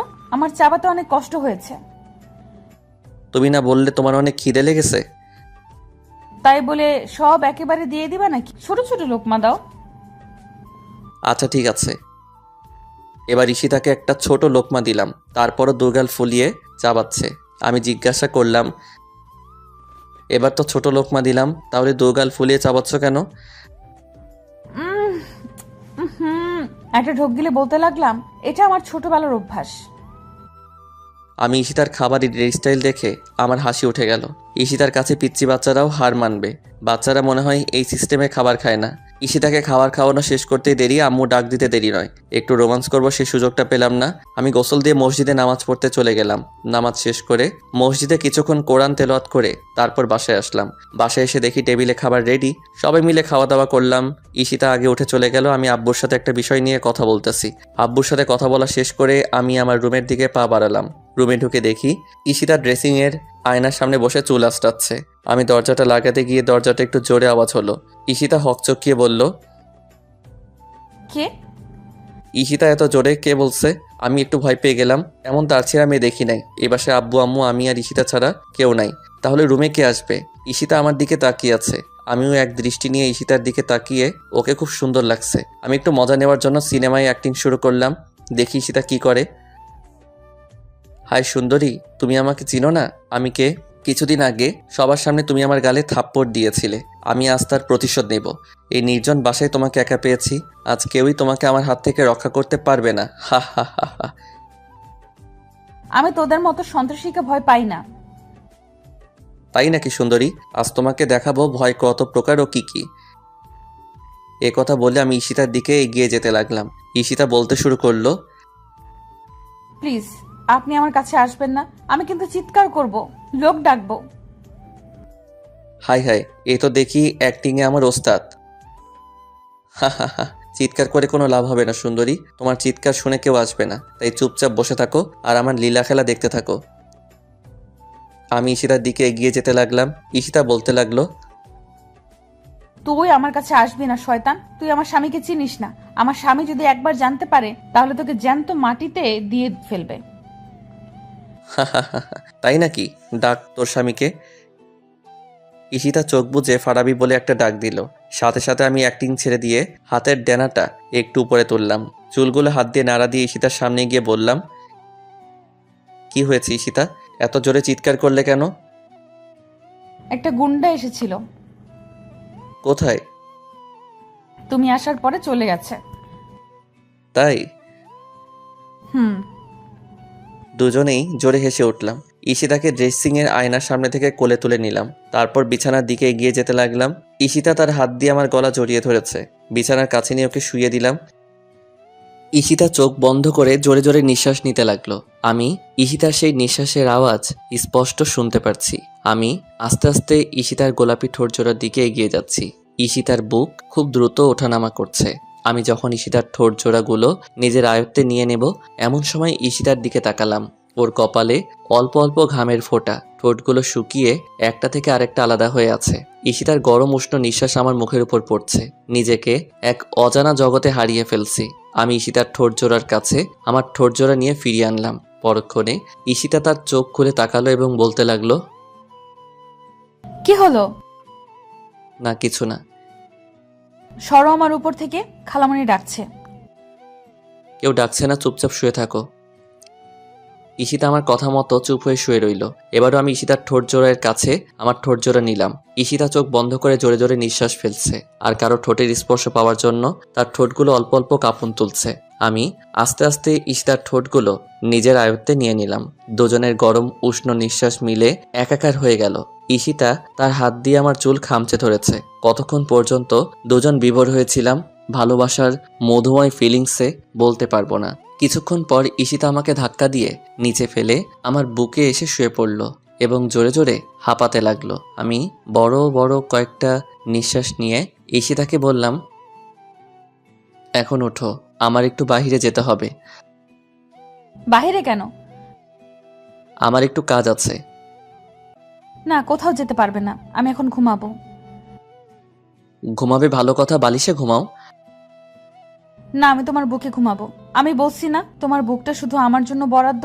এখন কোনো কথা নয়। গতকাল রাতে ঘুমাতে পারি নাই তোমার জন্য। এখন আমি ঘুমাবো, তুমি চুপচাপ শুয়ে থাকো। আরে এই দিনের বেলা আমার ঘুমে ধরবে না তো। ঘুমে না ধরলেও তোমার শুয়ে থাকতে হবে।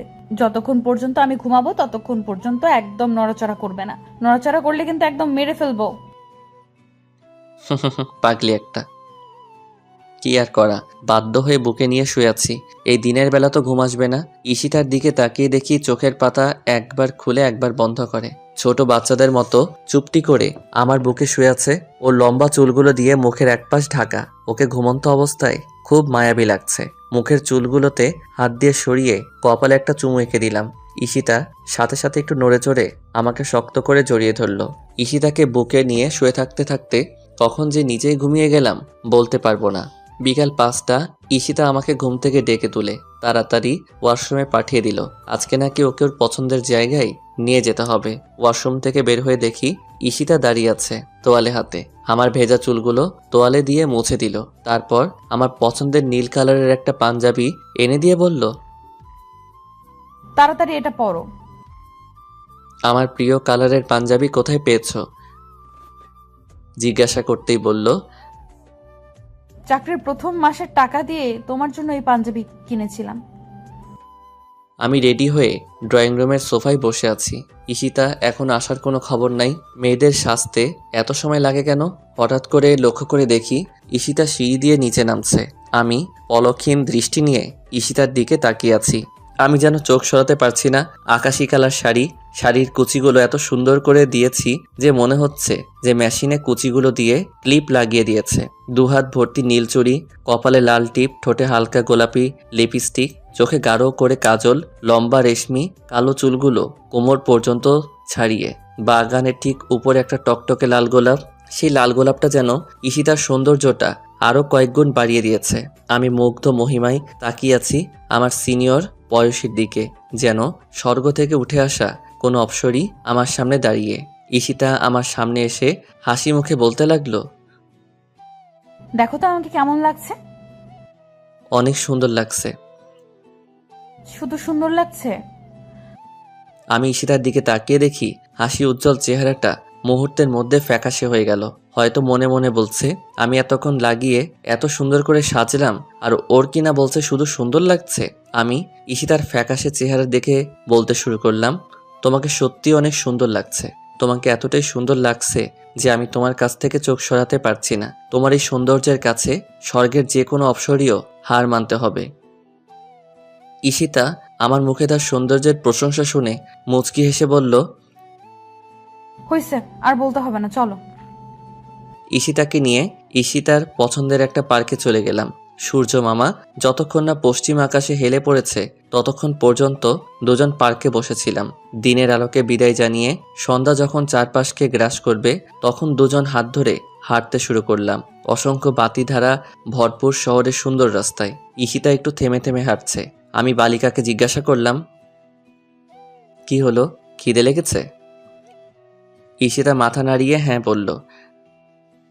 তাহলে চলো একটা রেস্টুরেন্টে খেয়ে বাসায় চলে যাব।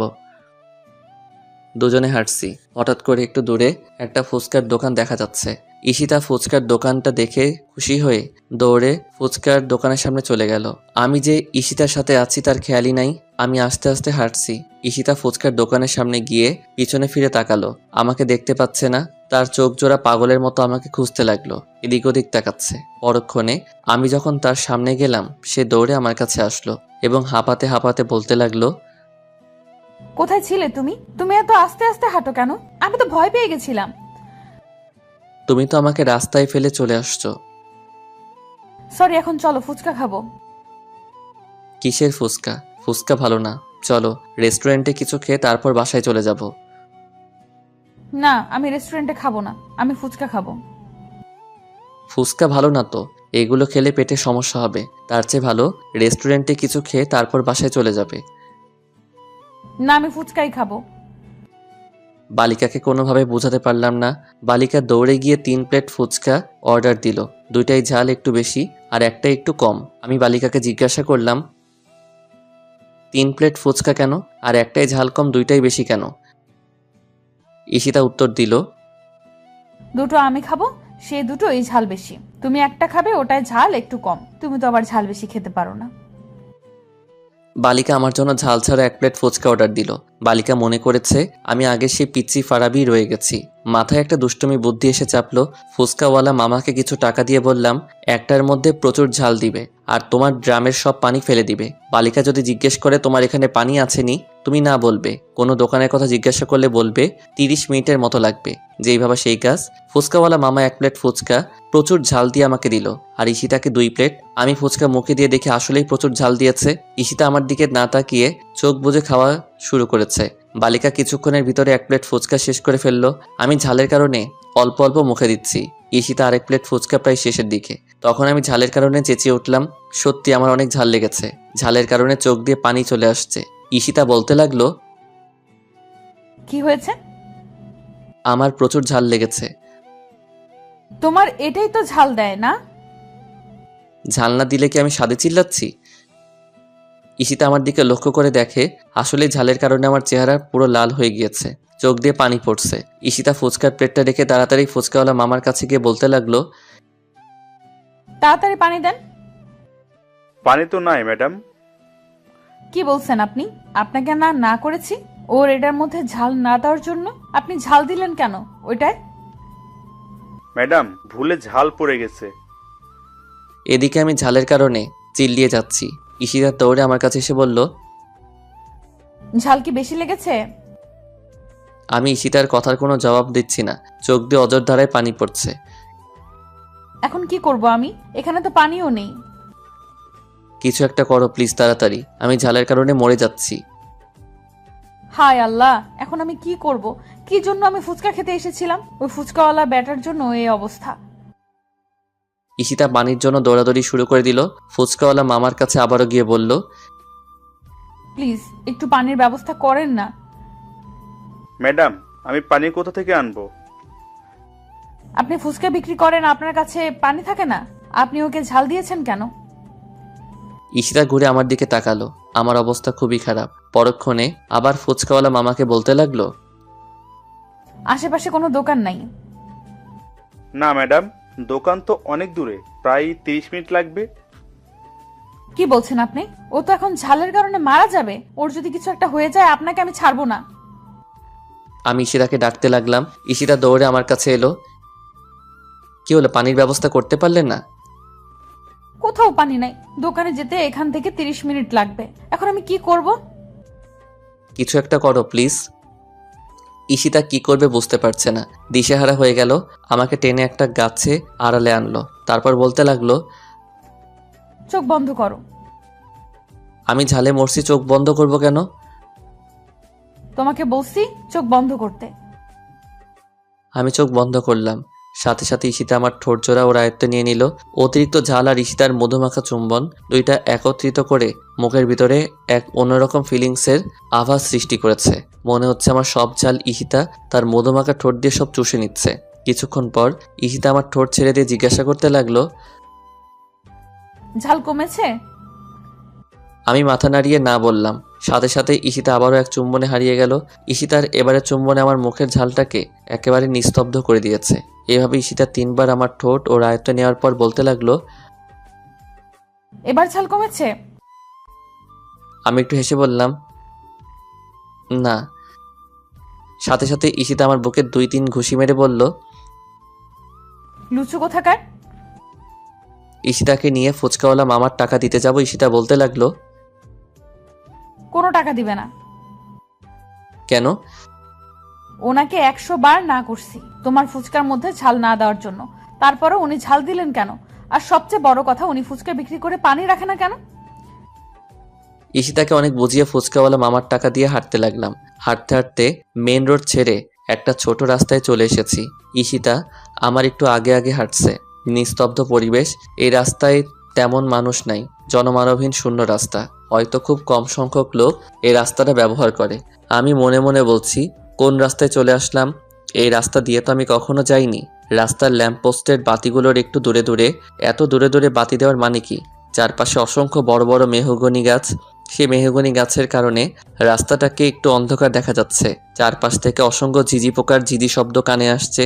পরিবেশটাকে আমার কাছে তেরকম সুবিধার মনে হচ্ছে না। হঠাৎ করে তীব্র একটা ঠান্ডা একটা বাতাস শরীরে এসে লাগলো।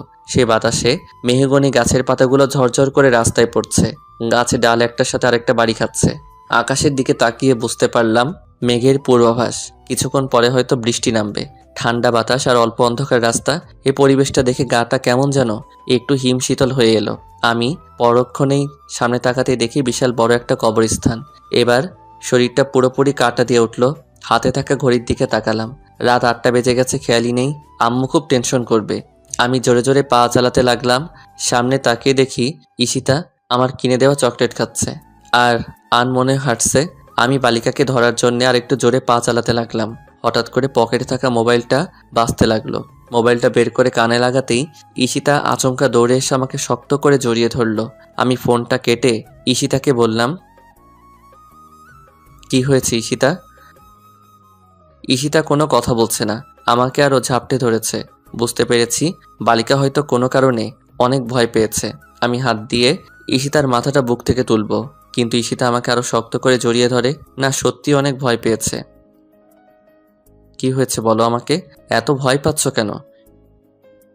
ঈশিতা তার ভয়ে কাপা গলায় বলল, সামনে তাকিয়ে দেখো। আমি ঈশিতার কথা শুনে ভয়ে ডোক গিলে ফেললাম। ভয়ে ভয়ে আস্তে আস্তে সামনে তাকালাম, না কিছুই দেখতে পাচ্ছি না। আবারও ঈশিতাকে জিজ্ঞাসা করলাম, কই? সামনে তো কিছুই নাই। ঈশিতা এবার বলতে লাগলো, কবরস্থানের কোনায় বড় গাছের নিচে তাকিয়ে দেখো।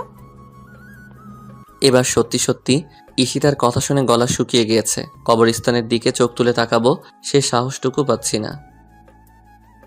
ঈশিতাকে জড়িয়ে ধরে ভয়ে ভয়ে কবরস্থানের কোনায় গাছটার দিকে চোখ তুলে তাকাতেই ভয়ে শরীরটা কেঁপে উঠল।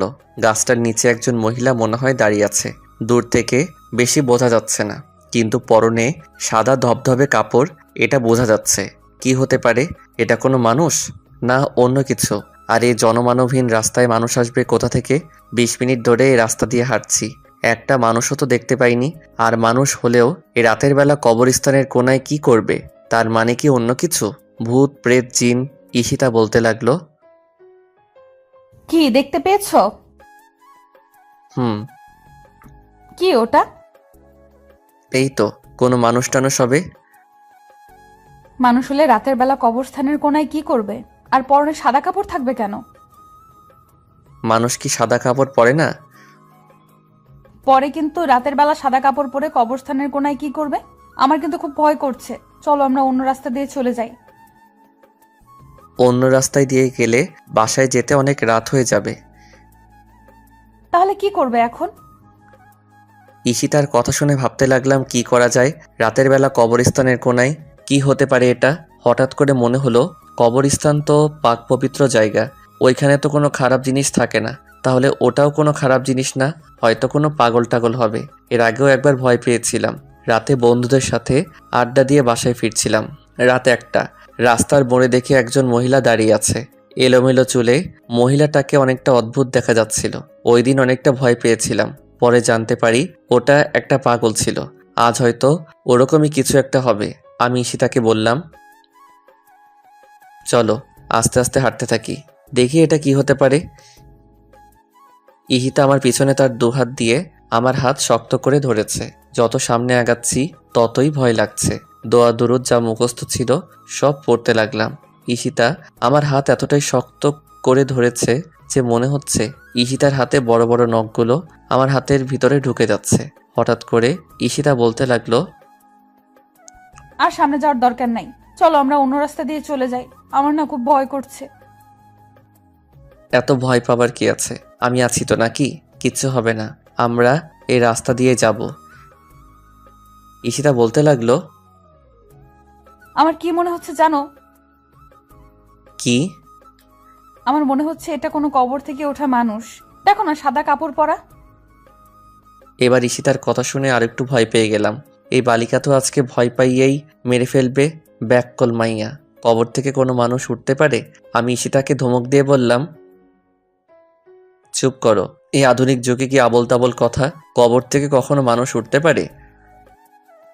দোয়া দরুদ পড়ে সামনে আগাতে লাগলাম। না, এত দোয়া দরুদ পড়ছি, কিন্তু জিনিসটা ওখান থেকে এক চুল পরিমাণও নড়ছে না। অন্য জিনিস হলে তো এতক্ষণে এখান থেকে চলে যাওয়ার কথা। তার মানে নিশ্চয়ই কোনো পাগল। এবার ভয়ে অনেকটা কেটে গেছে। ঈশিতার দিকে লক্ষ্য করে দেখি ভয়ে একদম চুপসে গেছে, কোনো কথা বলছে না। গুটি গুটি পায়ে আমার হাতটা শক্ত করে ধরে হাঁটছে। আমি ঈশিতাকে জিজ্ঞাসা করলাম, ঈশিতা, হুম। আমরা ওটা সামনে যাওয়ার পরে ওটা যদি আমাদেরকে দৌড়ানি দেয়?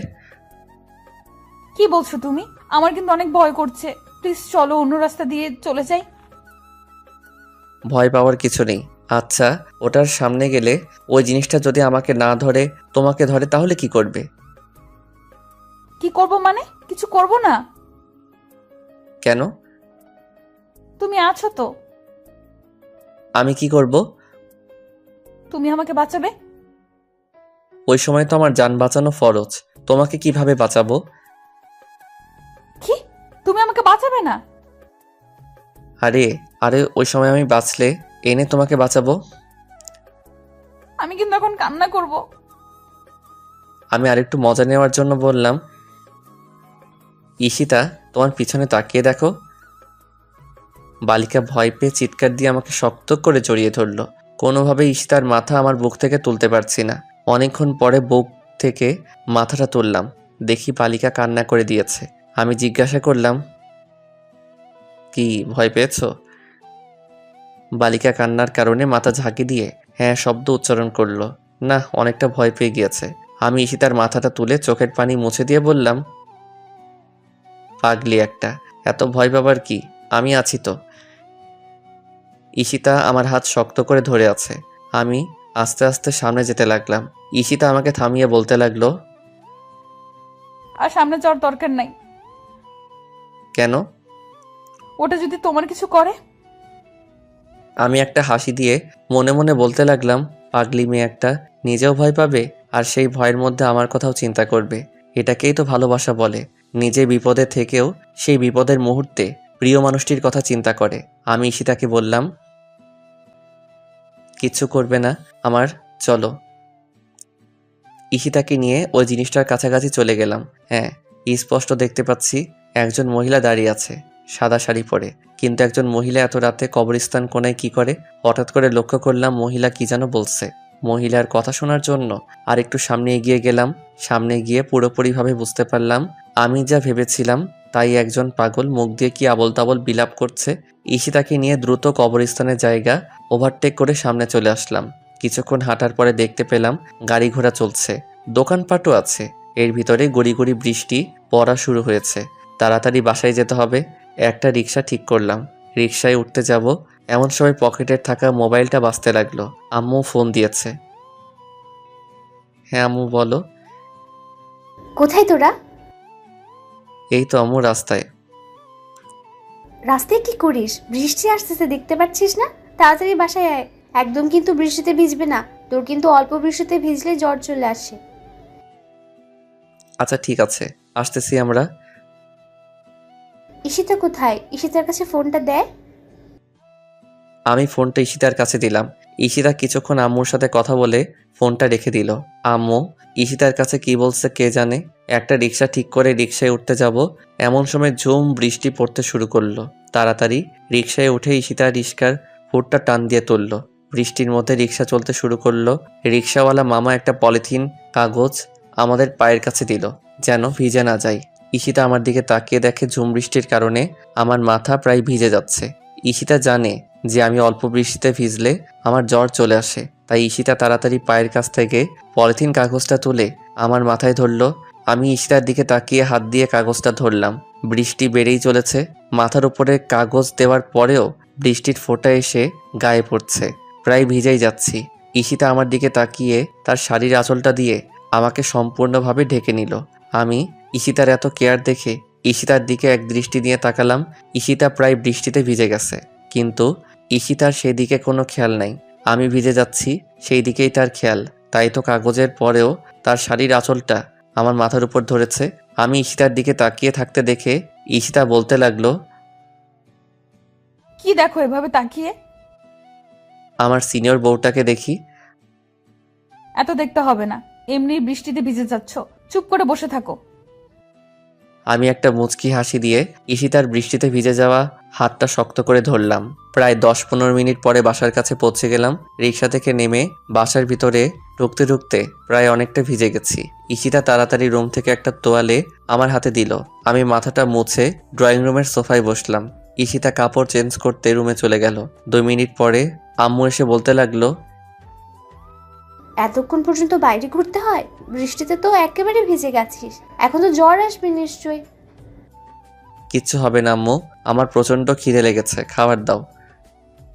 আচ্ছা ঠিক আছে, দিচ্ছি। ঈশিতাকে ডাক। 5 মিনিট পর ঈশিতা কাপড় চেঞ্জ করে নিচে আসলো। সবাই মিলে খাওয়া দাওয়া করে কিছুক্ষণ আড্ডা দিলাম। তারপর ঈশিতা রুমে চলে গেল আর আমি ড্রয়িং রুমের সোফায় বসে একটা হিন্দি মুভি দেখতে লাগলাম। রাত 10টা। আমি আস্তে আস্তে রুমের দিকে যাচ্ছি। রুমের দরজাটা হালকা ধাক্কা দিতেই খুলে গেল। রুমের ভিতরে প্রবেশ করে আমি অবাক হয়ে গেলাম। পুরো রুম ফুল দিয়ে সাজানো, ফুলের ঘ্রাণে পুরো রুম মুখরিত হয়ে আছে। ঈশিতাকে দেখতে পাচ্ছি না। ঈশিতা কোথায় আর ফুল দিয়ে এই রুম সাজালো কে? 2 মিনিট পরে ঈশিতা ওয়াশরুম থেকে বের হলো। আমি ঈশিতার দিকে তাকিয়ে দেখি একটা আকাশি কালার শাড়ি পরা আছে, মাথায় হিজাব দেওয়া। ঈশিতা আমাকে দেখে বলতে লাগলো, এতক্ষণে নিচ থেকে আসলে, না আসলেই পারতে, আজকে ড্রয়িং রুমে ঘুমিয়ে থাকতা। আমি ঈশিতার কথা শুনে ঈশিতার একদম কাছে গেলাম। তারপর বললাম, কি ব্যাপার, রুম এভাবে ফুল দিয়ে সাজিয়েছে কে? আমি। কেন?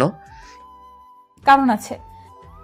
ঈশিতা ওয়ার্ড্রপ থেকে নতুন একটা পাঞ্জাবি এনে আমার হাতে দিয়ে বলতে লাগলো, যাও তাড়াতাড়ি এই পাঞ্জাবিটা পরে অজু করে আসো। আমি বাধ্য ছেলের মতো কোনো কথা না বলে পাঞ্জাবিটা পরে ওয়াশরুম থেকে অজু করে আসলাম। ঈশিতা আমার কাছে এসে বলতে লাগলো, চলো এখন আমরা 4 রাকাত নফল নামাজ আদায় করব। 4 রাকাত নফল নামাজ আদায় করব? পুরো রুম ফুল দিয়ে সাজাইছো, আমি তো কিছুই বুঝতে পারছি না। ঈশিতা একটা মুচকি হাসি দিয়ে বলতে লাগলো, এত বুঝতে হবে না, চলো আমরা আগে 4 রাকাত নফল নামাজ পড়ি।